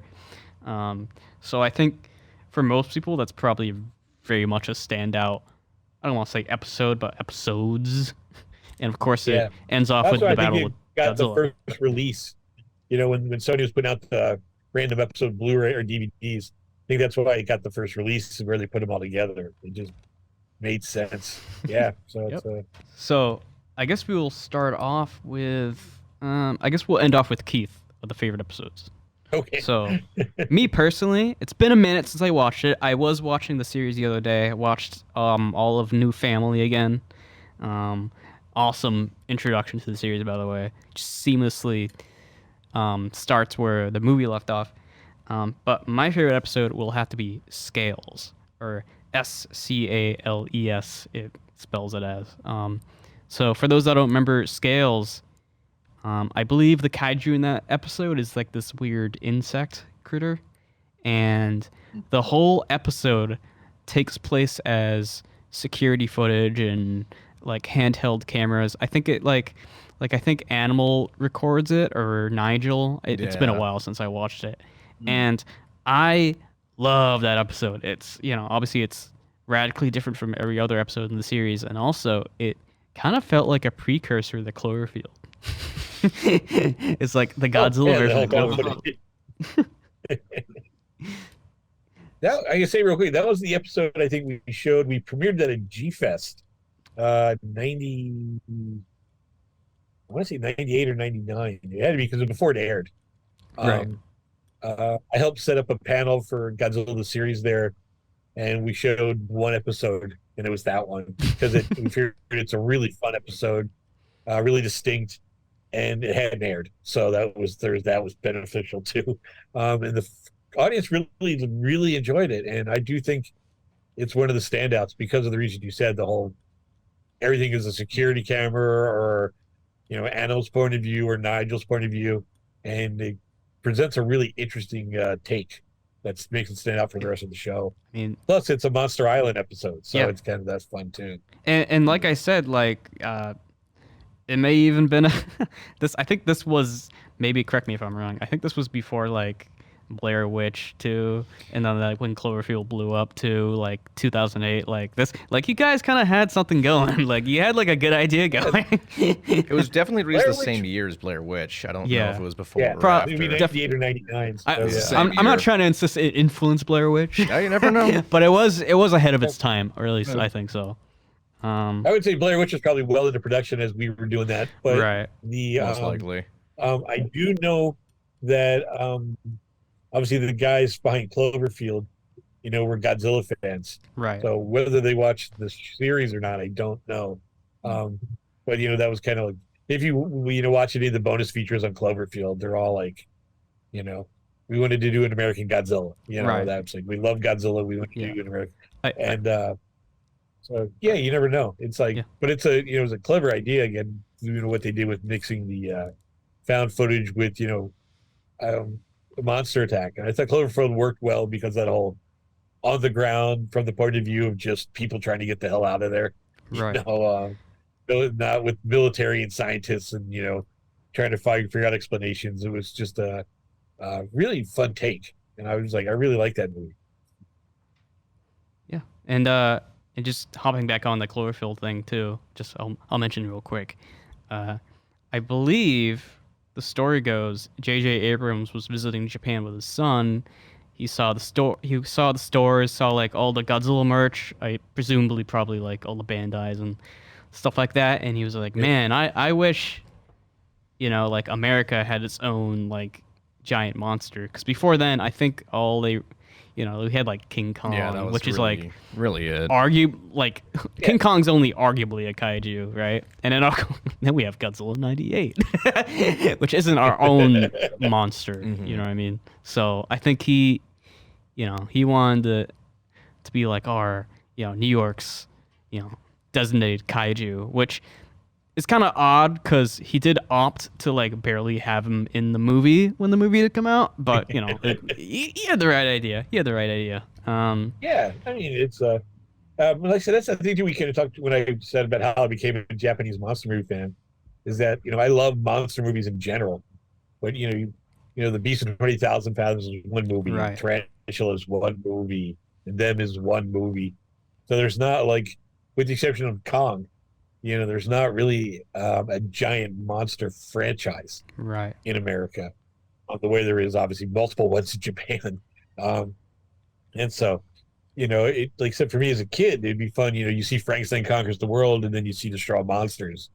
There's Paragon. He's in both. Mm-hmm. You start building this kind of these movies connect. And you start recognizing the actors and all that kind of stuff. So I think that really added to like my love of the Japanese cinema. Obviously as it led on to me doing all this Godzilla stuff as an adult. So what was the next? Anybody else? What's the episodes stand out for you guys? I guess I can go next. My favorite episode that got me hooked as a kid was What Dreams May Come. Now, that's the Crackler episode. Now, what hooked me from that was the bizarre monster that shows up at the beginning, because there's like a thundering outside this apartment, and then you finally see what this thing looks like, and it's got like 6 glowing eyes, and it doesn't roar, just got like a cackling laugh. It just goes like, like, that's its roar. It's just this weird laugh. I was like, what? and then it disappears after it attacks the apartments, and it's actually a really good mystery behind it, because they're trying to figure out like where this thing come from, and every time they think they got it, it disappears. Like it attacks one place and then it just teleports somewhere else. So like, and they start to figure out like where it's coming from when they find out that the clues all link up to one guy who's gone missing. And it was a really good mystery. It was this Gary guy. So he used to work on the subway, and the Crackler attacked the subway. He had a nasty landlord, so the Crackler attacks the landlord apartment at the beginning of the episode, and then they finally figure out where he's at, which is he was in a hospital, and the scientists are using this like brainwave thing to snap him out of a coma, because he got into an accident on the job while working in the subway, and eventually they managed to like snap him out of it, but the machine took all of his dark impulses, like all of his unconscious grudges, and it created the Crackler, which acts on them. And the Crackler is like his darker id. It's like the little evil demon that like sits on your shoulder saying, "Oh yeah, you should totally punch that guy." That's the Crackler monster. And what was really cool was like even when they snap him out of it, like they finally pull the thing from him and they wake him up and stuff. When they remove the psychic link, the crackler has no more self-control of itself. So the first thing it does is instead of it being very strategic, it just runs amok and starts attacking the military and stuff. Because earlier in the episode, when the military tries to like hunt it down, it doesn't attack them. It just disappears because he doesn't want to fight the military. Yeah. So the crackler acts on it. When it's removed, it goes nuts and starts attacking the helicopters. It was a really cool monster because he's got like these 3 limbs he walks on. His fist turned to like electricity, and it can shoot like bolts of energy out of its fist. And the way that I love the way like they animated, and then when it's pulled out from the psychic link, it doesn't have the cackle anymore. It's got this high-pitched scream. Like it just, all it does from the last half of the episode is it starts like screaming like crazy and making this like, it kind of sounds like a high-pitched like bird or a mongoose or something, or maybe it was like a cat. Like they edited the audio, but it sounds like an actual animal though. But what was neat was the way that they defeat it was really clever too. So Godzilla grabs a giant metal ball that's on some little piece of a building. It's next to the stadium, and he charges it up with his atomic breath and like flings it back at the crackler, and the crackler like disintegrates into like this like big ball of flesh, and then it just disappears. Like it kind of like almost explodes, but it detransitions, like it like disappeared again. And I thought that was so cool how they animate it, because it literally looks like he melts when the thing hits him, and then he just vanishes like a ghost. I thought that was so cool how the animators did that. Yeah, that is a really good episode. It's I don't know if you know, but that was written by Len Wein, who as a comic guy, I was like, I love the fact that Len created Wolverine and a lot of the new, who were called then the new X-Men, Colossus and Nightcrawler and Storm, and those characters. And he created Swamp Thing. Oh wow! He wrote those with Bernie Wright, and so I mean, he's like a really well established. He passed away a few years ago, which is sucks. But he was a very well established comic book creator. So when I would see his name, or Marv Wolfman wrote the one with the giant bees. And these are guys who I'd grown up reading their comics. I was like, and they know how to tell a story. And the thing is, I don't know how the process exactly worked, because they would, bring in these freelance writers like those guys, and they're writing for a show that hasn't aired and you don't know the characters yet and that kind of thing for those early episodes. That had to be incredibly difficult. And that's why they would have the story editors like Bob Scare and stuff. I imagine they would probably give them the series Bible and answer questions and steer them, and then make changes as necessary. So, I don't know how much of that final product is Len's, but I mean, knowing his background as a comic book writer, you could just feel, he had the details down, and he knew how to deliver an ending and all that kind of stuff, the mystery and that kind of stuff. So it's, I think you're right. I think it's a really great episode. And it's also the thing too, where they were really trying to figure out a lot of variety of opponents for Godzilla. So it wasn't just, another mutated animal or something, And the crackler really stands out because that is a very unique backstory and also design, Do you know if the Gabra inspiration was deliberate? I do not. Again, I would not be surprised. I also have always wondered, because there's an episode of Ultraman, the original series, right, that has a wishing stone, a meteor. I don't know how familiar you guys are with the original Ultraman show. Are you talking about the episode where it's the kids drawing, and then it turns into like this big? There's one like that, no, but this one is a stone falls from space, and if you hold it and you think about what you want, it appears. Right. But it only appears as long as you're awake or you're focused on it. So the kids are making like race tracks for cars. But a guy steals it, and he makes a monster because he just wants to destroy things. And of course, he makes the monster, and he's inside a building. So the monster grows and destroys the building. Of course. And he's in a coma, and so they can't turn it off. It's kind of similar to the character in the Crackler episode, where he's got he's like in a coma. He's got the device on his head. Right. And they can't get it to stop. Oh, okay. So that sounds more similar. So I always assumed that had an influence, but again, I don't know if the writers were watching Ultraman. Wouldn't put it past them, honestly. Yeah. Yeah, they very well could have. Yeah, and now that you mentioned the Swamp Thing, looking back on its design, it does have kind of that style because he's got these really meaty looking like hands. Like he looks like something kind of came out of a swamp a little bit. The way his like design looks. Yeah, I would assume that might be something to ask Phil about if he was aware that Led was going to be writing that episode and maybe tailoring it to what Len had done in the past. I would assume so, but I don't know. Again, that's something you like Phil could possibly answer for you if you get a chance to talk to him. For sure. For sure. As for my favorite episode, I really, really like An Early Frost for a number of reasons, actually. Namely, it's kind of very Toho-y. Like it opens up with, Godzilla, quote unquote, wreaking havoc, but it ends up being the chameleon, which that's a design that even as a kid and to this day still really, really, really unsettles me. Just the face, it's a creepy looking. It doesn't look right, and it's very uncomfortable to look at. That's why I love it. But it opens up with the chameleon attacking, and everyone thinks it's Godzilla, kind of like the original Godzilla versus Mechagodzilla. And then we learn later on that the chameleon is actually grown from Godzilla cells, kind of like Godzilla versus Biollante in a way. And then, of course, you have Cameron Winter, who's such an entertaining villain to watch. He's only in like 3 episodes, but he's so fun anytime he's on screen. And I can't remember the actor who plays him, but that was the one I was actually trying to remember earlier. It was Jason Priestley, who was on 90210 with Ian Ziering.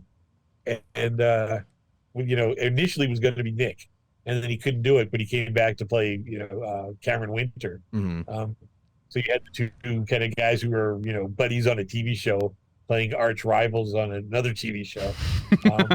He's a great character. I mean, it was just, 3 episodes or 4 episodes, whatever he's in, are all really entertaining. You're right. That one has got a nice, like, creepy start.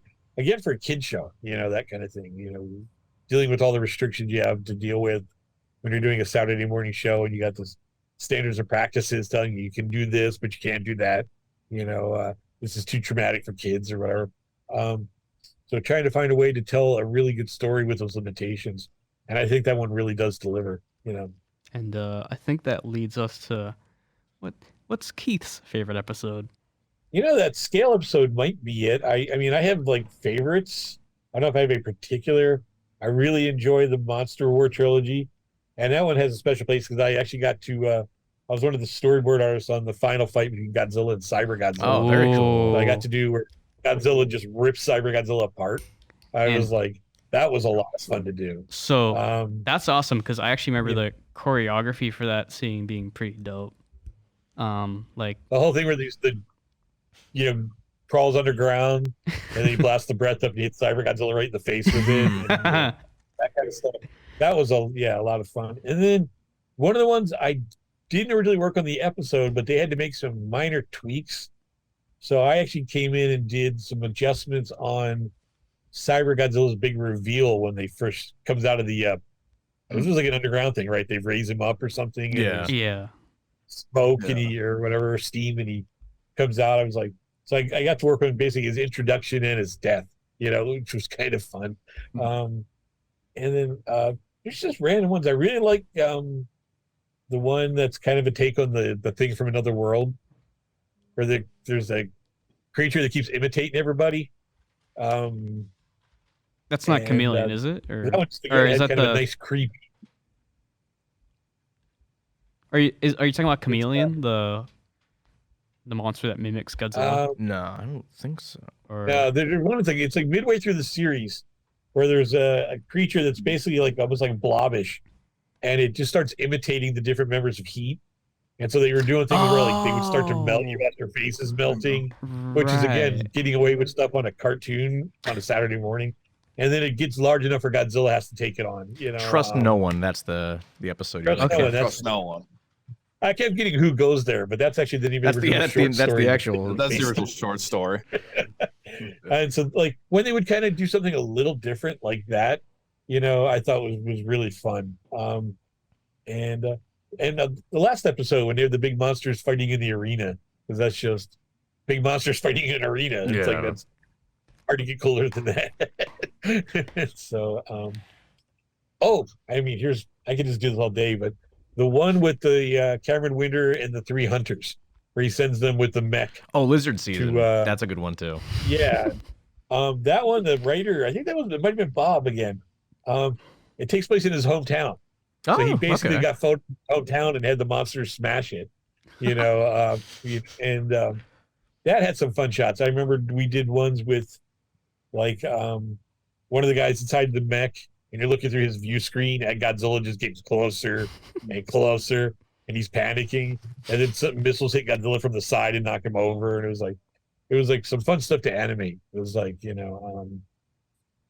then anything, sometimes Monique and Randy scenes were always fun to do, where he always had the crush on her, and she was just kind of begrudgingly letting him tag along while she did awesome spy stuff. Those are always a lot of fun. Yeah, I love her introduction scene. I think she sneaks into the house and like just starts kicking their ass, and like Randy's just like, I like her.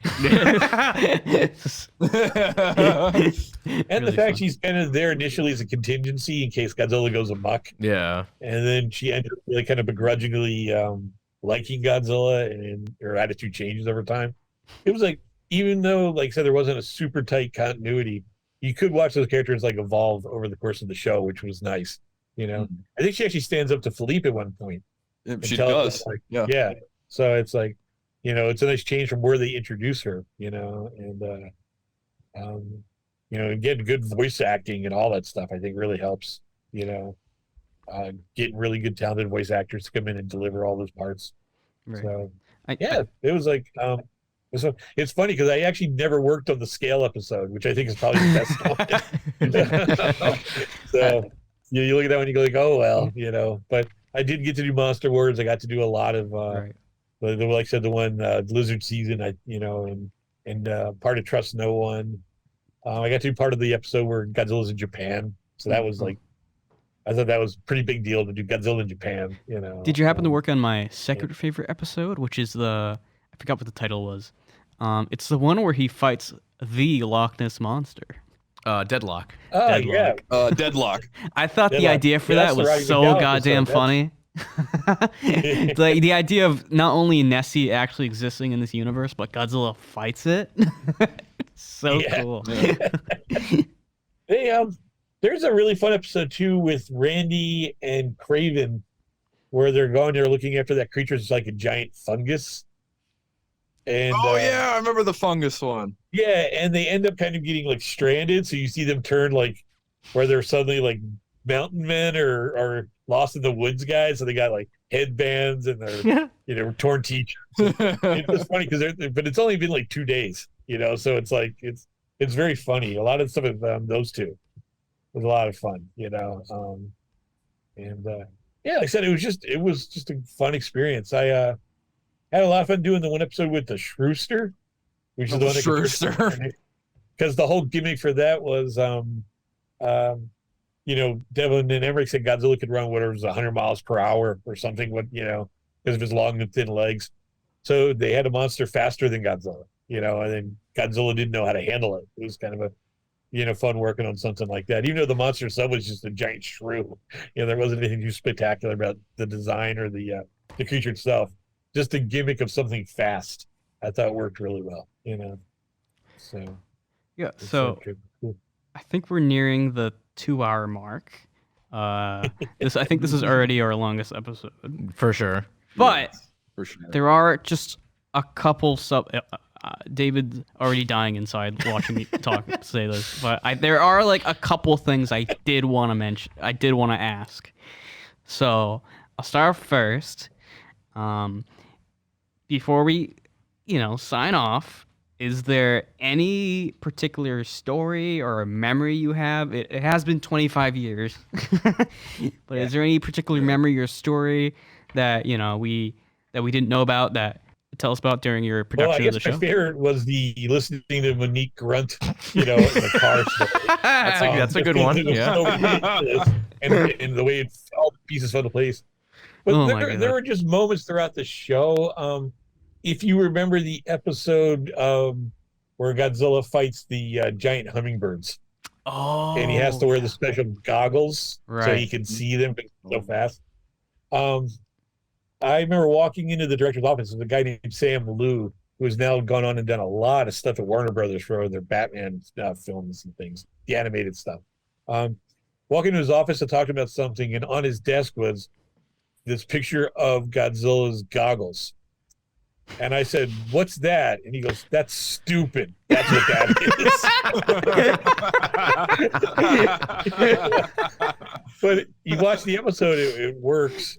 I remember they had a lot of problems with the episode where Godzilla gets infected by, I think the monster is called Bacillus. Yeah, it's Bacillus. And they have to go into his body. They were doing the whole Fantastic Voyage thing where they go into, and people were going, if you injected a person in Godzilla's veins, it would just clog his vein. He's not that big, you know. It was like a lot of that. The logic of the story just did not work, you know. But it's, again, you're like, we got to get it done, you know, that kind of. And so a lot of people, like, a lot of questions about that episode, and just about, you know, even though you're doing a Saturday morning cartoon show for it's the primary audience is children, you still want to have, you know, some care to the plot, some, you know, you, like I said, you found an episode like 108, you know, with the Crackler, where it's like, this really works for me. And here it is 25 years later, you're like, really enjoy that episode. You want the writing to be good. You want the, you know, the acting to be good. And that one was kind of like the problem episode where no one, you know, wanted to touch it. And, Well, you know, originally, correct me if I'm wrong, Godzilla was originally supposed to have those goggles on, I think, like, all the time, maybe? I think that was supposed to be they were going to have something to help keep, like, the humans interact with him. Was the initial design for him. That, like, they could almost use it to steer him, or they weren't going to be able to, like, remote control him, but more like, you know, guide, I think, is what.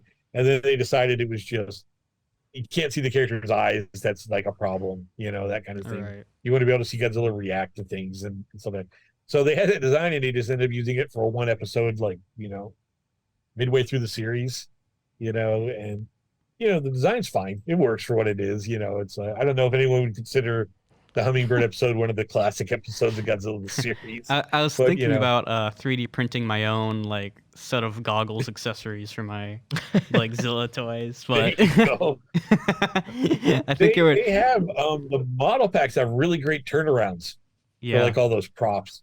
So if there's ever something you guys just want to copy of, just let me know, and if I have it in my files, I'll send it to you. Sure. Well, I mean, it was things like, you know, we had to know what a walkie-talkie looked like from 7 angles, so we could draw it properly from scene to scene. Yeah, you know, trying to think. I mean, for the most part, working on the show went very smoothly. I mean, it was always pressure with deadlines, but, you know, that's just part of doing that kind of work. Right.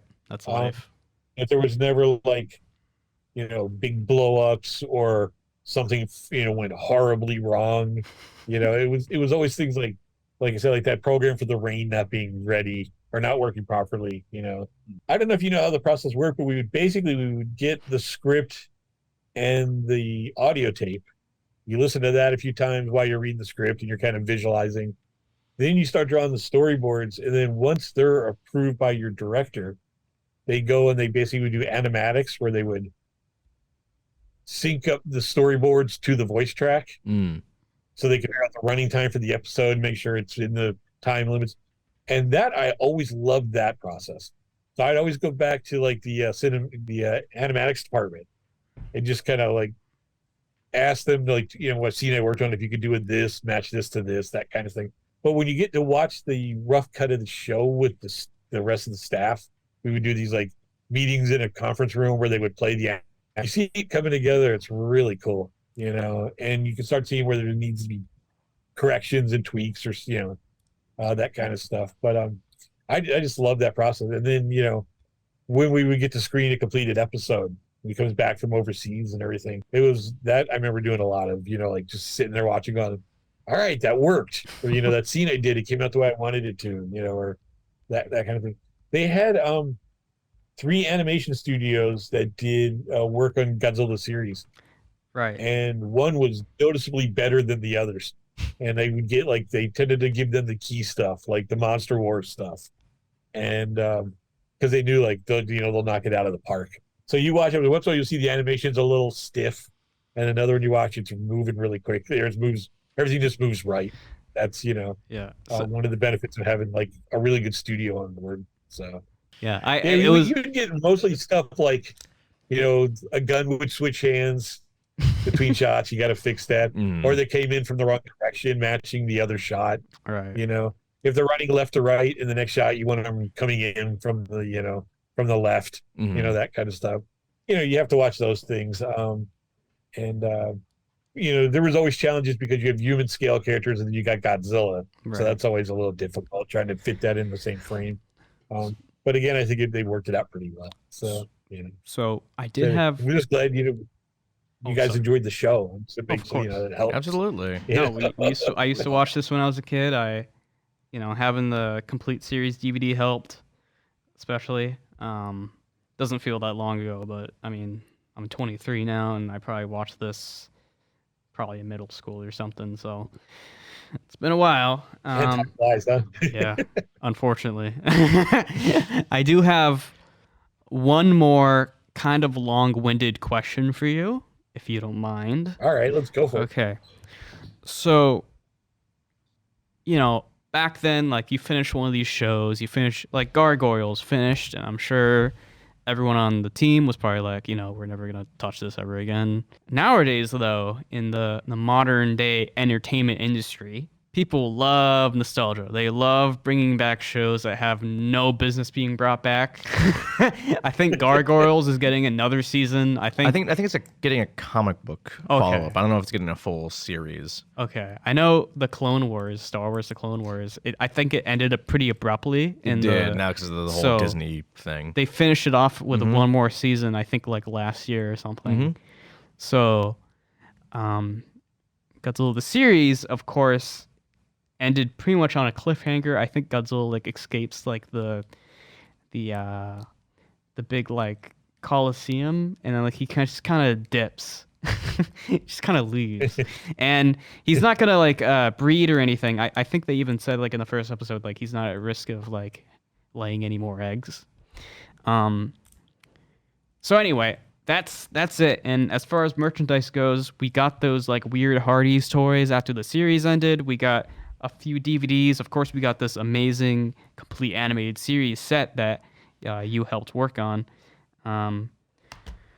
However, though, other than that, Toho has pretty much thrown a blind eye at Godzilla 98. There's a few merch every now and then. They release the X Plus Death Real Godzilla 98. Basically, the closest thing that happened to have for any like new news revolving this media property is YMSF kind of flirting with the idea of making some toys based off the series, but obviously that requires probably Toho's approval. I guess where I'm getting at is, do you see any sort of future for this series? Like, will we get another Blu-ray release? Will we? Do you think there's a chance maybe one day Toho will like maybe release a comic explaining the ending, or maybe like another like a Netflix cartoon or something like that? Like, do you see that happening? And even if you can't really necessarily answer that question, like, would you like to see that happen? Like, what do you think happened to Godzilla at the end of the series? What do you think happened to our titular heroes? Or did they? I was going to say. Did they just live, or did Godzilla just live a nice life on a farm? You know what I mean? I think the way they designed the show, they is, well, first of all, like Sony was in a different position than say Disney or somebody Nickelodeon, or where they didn't have their own network, or their own channel. Like Disney had obviously the Disney Channel, and now they have ABC, stuff. So Sony was in a position that when they were doing any of these shows, they had to pitch them to a network. And so Fox bought the show for 40 episodes, 2 seasons. It was pre-sold that way. And I think the intention was that the last episode is, it doesn't really end on like a cliffhanger or anything because they didn't want to do that. They knew there was going to be, that was the 40th episode, but they wanted to leave it so that if it went into syndication, you could just pick it up anywhere, Right. and follow it the same way you could say watching Scooby-Doo. You wouldn't have to know the whole history of Scooby-Doo to follow. So they left it open instead of having a clear ending. But the idea would be, I think that these characters would go on to have more adventures. Godzilla got out of that place. He's out swimming in the ocean. He's around when Nick needs him, that they would go on and do things like that. Because of obviously the whole Sony deal has expired, that would really impact trying to do anything new, like another series or any of that kind of stuff. The whole team too knew that, like I said, it was going to be 40 episodes. So it's like, we finished Godzilla, and then the team went on to, some of the people went on to Big Guy and Rusty. Some went on to the Starship Troopers Roughnecks CG series. That was, because it was always a Sony property, a movie that was being adapted into a cartoon. Some went on to, I think, another season of Men in Black. So we were all kind of, spread out as soon as the show, our work on Godzilla was done. We were just on to the next thing. So there were, unless the show had been like the biggest hit in the history of television, there wasn't really any plans to continue beyond 40. Like I said, there was that weird little bit of merchandising that kind of eked out. I don't think, Toho aired the show in Japan. I know that. Like I said, I think it was on DirecTV Japan. Actually, some of the Toho guys are fans of the show and had asked me for like, character designs and things like that. So that's cool. That was kind of nice. Actually, have Toho people like, loving the stuff. I don't think they've done any real merchandising or released it on like home video over there. Like I said earlier in the show, I asked Mill Creek to look at the assets they got from Sony for the series and see if it's the quality for Blu-ray. And if it is, we'll probably end up doing a Blu-ray. And I'll throw a lot of my own personal, hoard, I guess, of stuff that I kept from when I worked on it.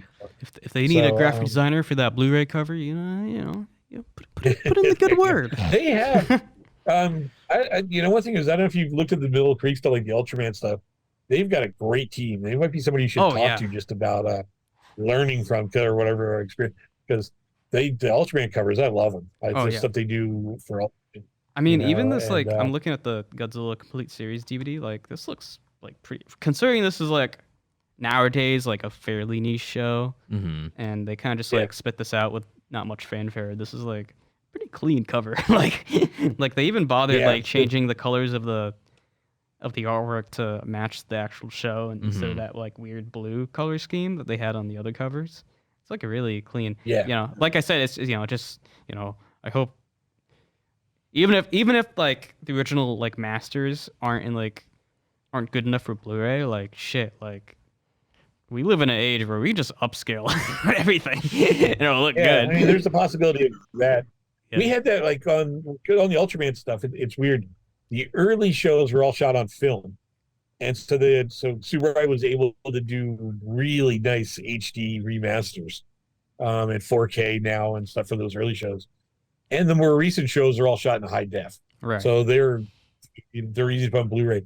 There's a chunk from about 1985 to about 2005 where they're all shot on video, and particularly the early 90s stuff looks like garbage.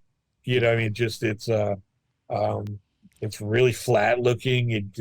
And so Mill Creek decided to put those on DVD as opposed to Blu-ray because they didn't want to, But a lot of the fans are saying we'd rather have these upscaled. So now Mill Creek's considering, just seeing if we could do upscales. Yeah, and we've talked to Tsuburaya, they're like, these were shot on video. We don't have anything better. This is as good as it's gonna look. Right. So.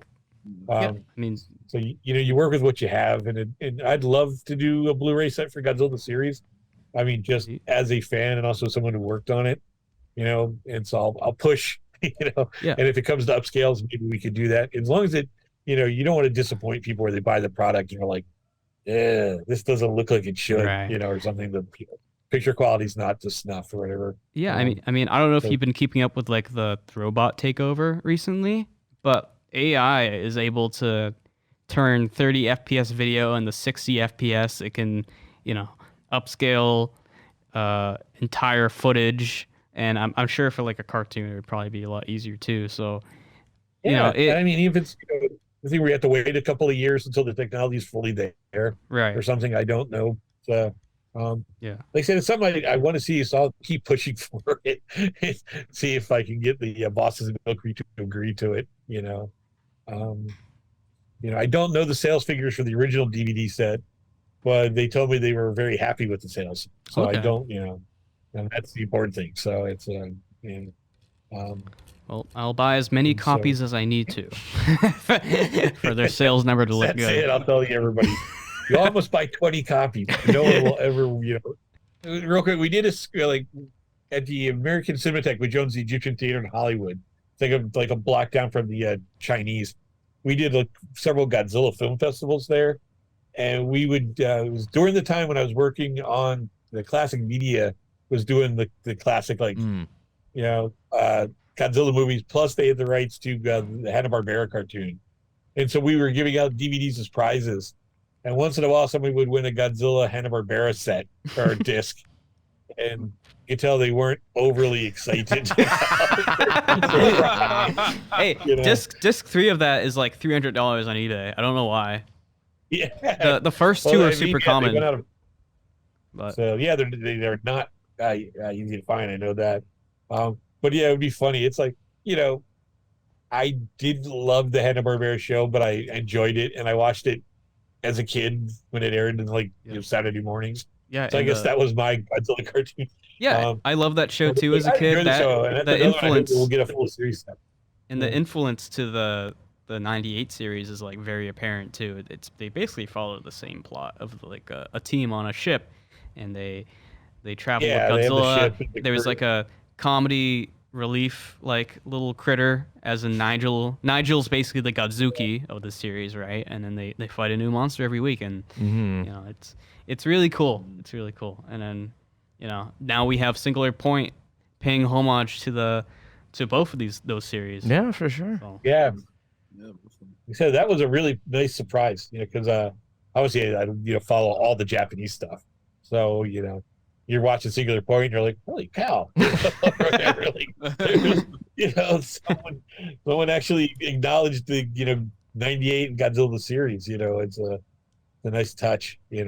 It's like I have no idea who's responsible for that, but I'm grateful. It was just a nice as one Godzilla artist to another kind of acknowledgement. Right. It's like I said, it was just good memories. I working on the show just. It was a good team. A lot of them have gone on to do a lot of good stuff. Like most of them ended up. Sony was kind of like you would have long layouts. Like sometimes you would work on like 3 or 4 shows in a row, and then it might be 6 months before your next gig. So you're like, go home and find something else to do, or whatever. And so a lot of people went over to Warner Brothers because Warner Brothers was always doing something, and ended up doing a lot of the. If you look at the directors and artists that worked on a lot of the DC Universe animated stuff, you'll start seeing names from the Godzilla series. And you're from Burbank, I believe. What was that? Are you from Burbank? Oh, I lived in Culver City, right near the studio when I was working on the show. I used to live in Burbank, so that's why I was asking. But okay, I know there's a lot of I know Burbank pretty well because I used to, would go over for the recording sessions sometimes, and obviously you go over for Universal or just I had friends in Burbank and all that, so yeah, I know the area well. But the main animation studio was in Culver City for the show. The recording studios were in Burbank, and then obviously they would ship the stuff overseas to Japan and Korea. I think were the animation studios were. Right. And it was mainly I ended up because I got hired for the job and I had to move to Los Angeles for the show. I ended up finding an apartment that was walking distance to this animation studio, so I could just leave my car. Did try to just find a squeeze into a spot somewhere, and it was convenient because you could sleep in, all those good things. Get up and walk 2 blocks and you're at work. So also when I wanted to find reference, you could just dash home and look at Godzilla get a DVD or something and find what you're looking for, and then run back. Try to match a shot or something like that. LA is a So awesome place to live, or for the most part, anyway. yeah, I love that whole area. Is just Burbank, Santa Monica, Hollywood. It's just, there's so much stuff to do, and there's so many great places to go. And like I said, they would do a lot of.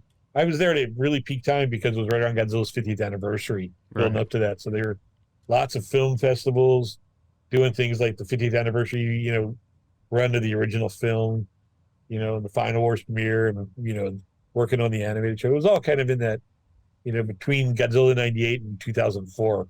It was just like, lots of Godzilla and Ultraman and Japanese monster stuff going on. So it was really cool. Fun time to be there. It's cool. The one thing is I like is and I think it was kind of my big disappointment in a way with the 98 film is, I love the Toho stuff, but there was a part of me that always wanted to see what Godzilla would look like with, the top line technology and a gigantic budget.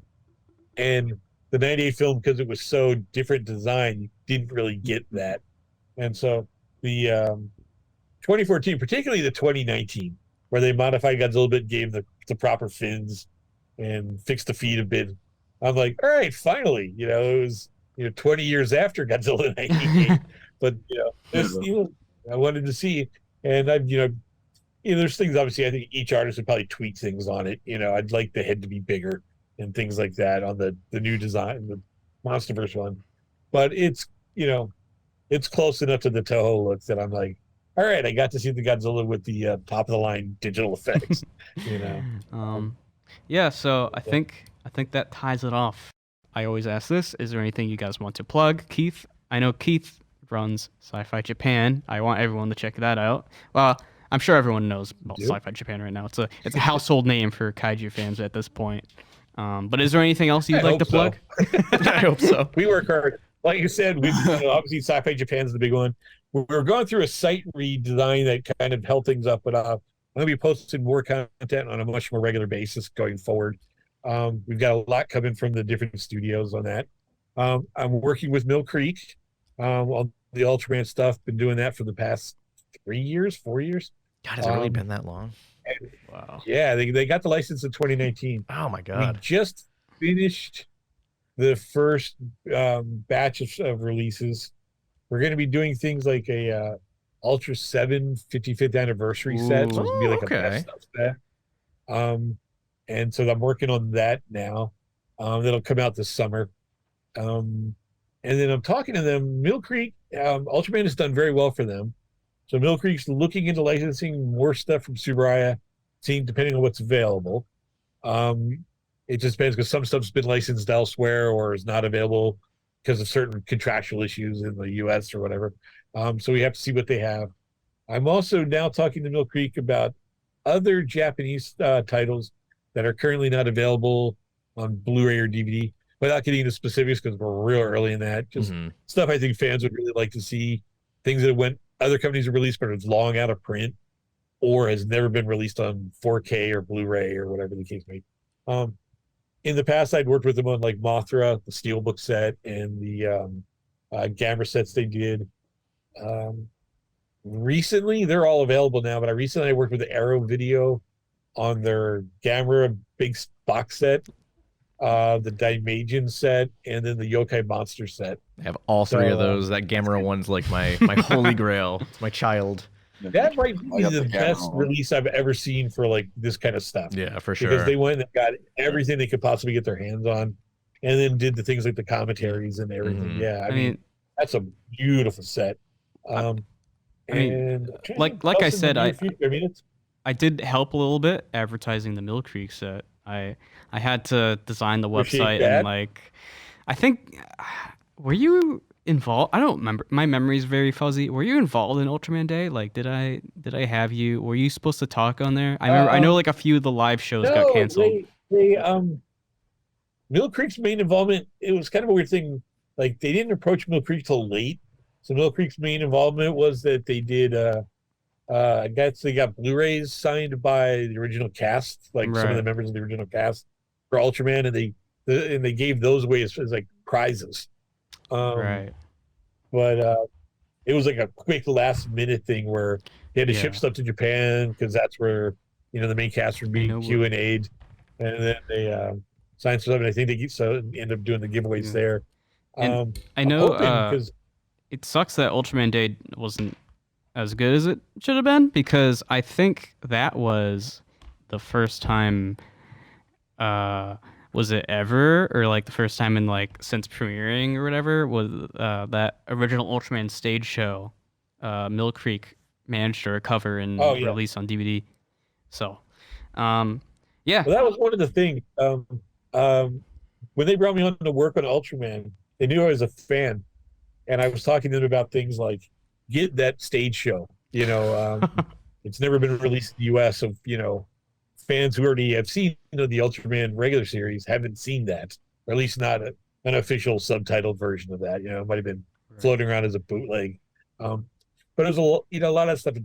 My main thing, and I don't want to take up too much more of your time because I know it's getting late, but it's tracking down the dubs for the Ultraman shows, which has been much more difficult than I ever expected. Ultra 7 Hawaiian dub. Yeah, those are like considered lost. I have like 2 or 3 episodes on VHS from the Hawaiian one. But like, for example, with the original series, Tsuburaya made master tapes of the English dubs that are like complete, and like, sound quality is great. Right. Then Tsuburaya was bought by one company, and then they were bought by a second company, and they moved, and things got showed, and like half of those tapes disappeared. Yep, and then there's that banned episode from Ultra 7, which is also a pain in the ass. I don't even think, because I remember when I was doing the Ultraman stuff, I don't even think they allowed that episode or a monster to even be licensed. No, they never even like allowed us to license that. I actually, when I wrote the text booklet for the Ultra 7 set, and wrote a piece explaining why that wasn't included, and I tried to keep it as as safely written as possible, so it would be non-offensive. And it got cut. They just didn't even want to acknowledge. Didn't happen.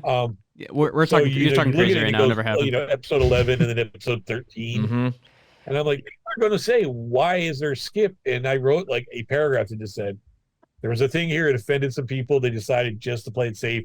This episode's been pulled from rotation. It was like this basic, and but yeah, it's just like, what are you going to do? That's the kind of stuff where, as a fan, I'd love to have that episode in there. It's just nothing I can do about it, Because I think enough time has passed where people would probably understand, but yeah, I get it. Yeah, but it's like they haven't released it in Japan. They've kept it pulled. So I think as long as it's not available there, they don't want it here for reverse importing. Is basically the concern. So, well, anyway, that's been No Croissant episode 3. And sign off. David, Nick, and Keith. I'm David. I'm a host of Talking Toku. We just came back with our Shin Ultraman review. That's out right now. Feel free to go take a listen. We're on all podcast platforms. We're on Spotify. We're on Google Podcasts. That's probably the ones people use the most. So we'll be on YouTube very soon as well. Yep. And on mine, I do a podcast called the Visionary Dawn Podcast, where we bring on creatives and other different people from different industries on, and we just interview them about their little projects and their life work that they've done. I interviewed Chris recently, about finished editing with that episode, and we're going to upload it here pretty soon. And I also run the Godzilla 98 Facebook group page. Of course. And then, of course, Keith. Any final words? Well, I just want to say thanks for the invite. Hope I was entertaining and informative. No problem. And please check out SciFiJapan.com and the Mill Creek Ultraman stuff.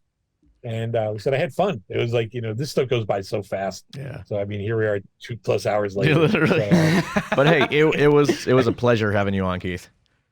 Absolutely. Thank you very much. We've been friends on. Post it as we're wrapping up. Yeah. Like I said, when you guys are ready to run it, I'll post a link on Sci-Fi Japan. Help me get the word out. And that'd be great. Yeah. I mean, thank you guys. It was a lot of fun. Keith, I think we've been friends on Facebook for close to 10 years, and I think this past 2 weeks was the first time I ever spoke to you. So hey, reach out anytime. It's like You know, it is, you get working on stuff. Sometimes, like you're working on projects, you kind of, I'm like I said, I'm not always the best with social media. I do the Facebook page for the Sci-Fi Japan. Right. Like my own personal Facebook page, I don't think I've updated in a year. Yeah. You know, it's like people don't need to know what I'm having for lunch. You know, I mean, that kind of stuff. It's, you know, I'm sure no one cares. So you know, but said, you know, reach out. You've got my email. You've got, you know how to reach to me on YouTube, or I mean on Facebook. You know, if there's something I can help with, you know, just let me know. I'll see what I can do. Of course. And don't be strangers. It was a pleasure talking to all three of you guys. So, Nice talking to you too, Keith. Absolutely. All right, cool. and good luck with the podcast. I hope it does really well for you guys going forward. I will check out the Godzilla 98 page if I haven't already. Just do me a favor and send me a link to that. So All right. Oh, I was following a couple of them for a while, but you know, there's not a lot of new content. There was the Facebook pages tend to dry up pretty quickly. Of course. So and, but if you've got an active one, send me a link and I'd be happy to, you know, I can go in there and I can answer questions about the show and Right. stuff. I'd be And- happy to do that. and make sure to join Jonathan Tchaikovsky's new prototype group. He keeps Oh, reminding yeah. me to Jonathan's, remind you about it. So, I will do that. I have to you know, find the link for that too. Jonathan's a really good guy. He's Yeah, and he's he is next. very enthusiastic. He's he's next yeah. on the show. Yeah, so But that's for next time, He right? can, David, if you, I gotta warn you, David. Jonathan can talk his head off. Okay. So I will be doing that too. Oh man, yeah. Anyway, nice talking to you guys. Appreciate it. This has been No Croissant, and we'll see you next week. Bye, guys. all right. Bye guys.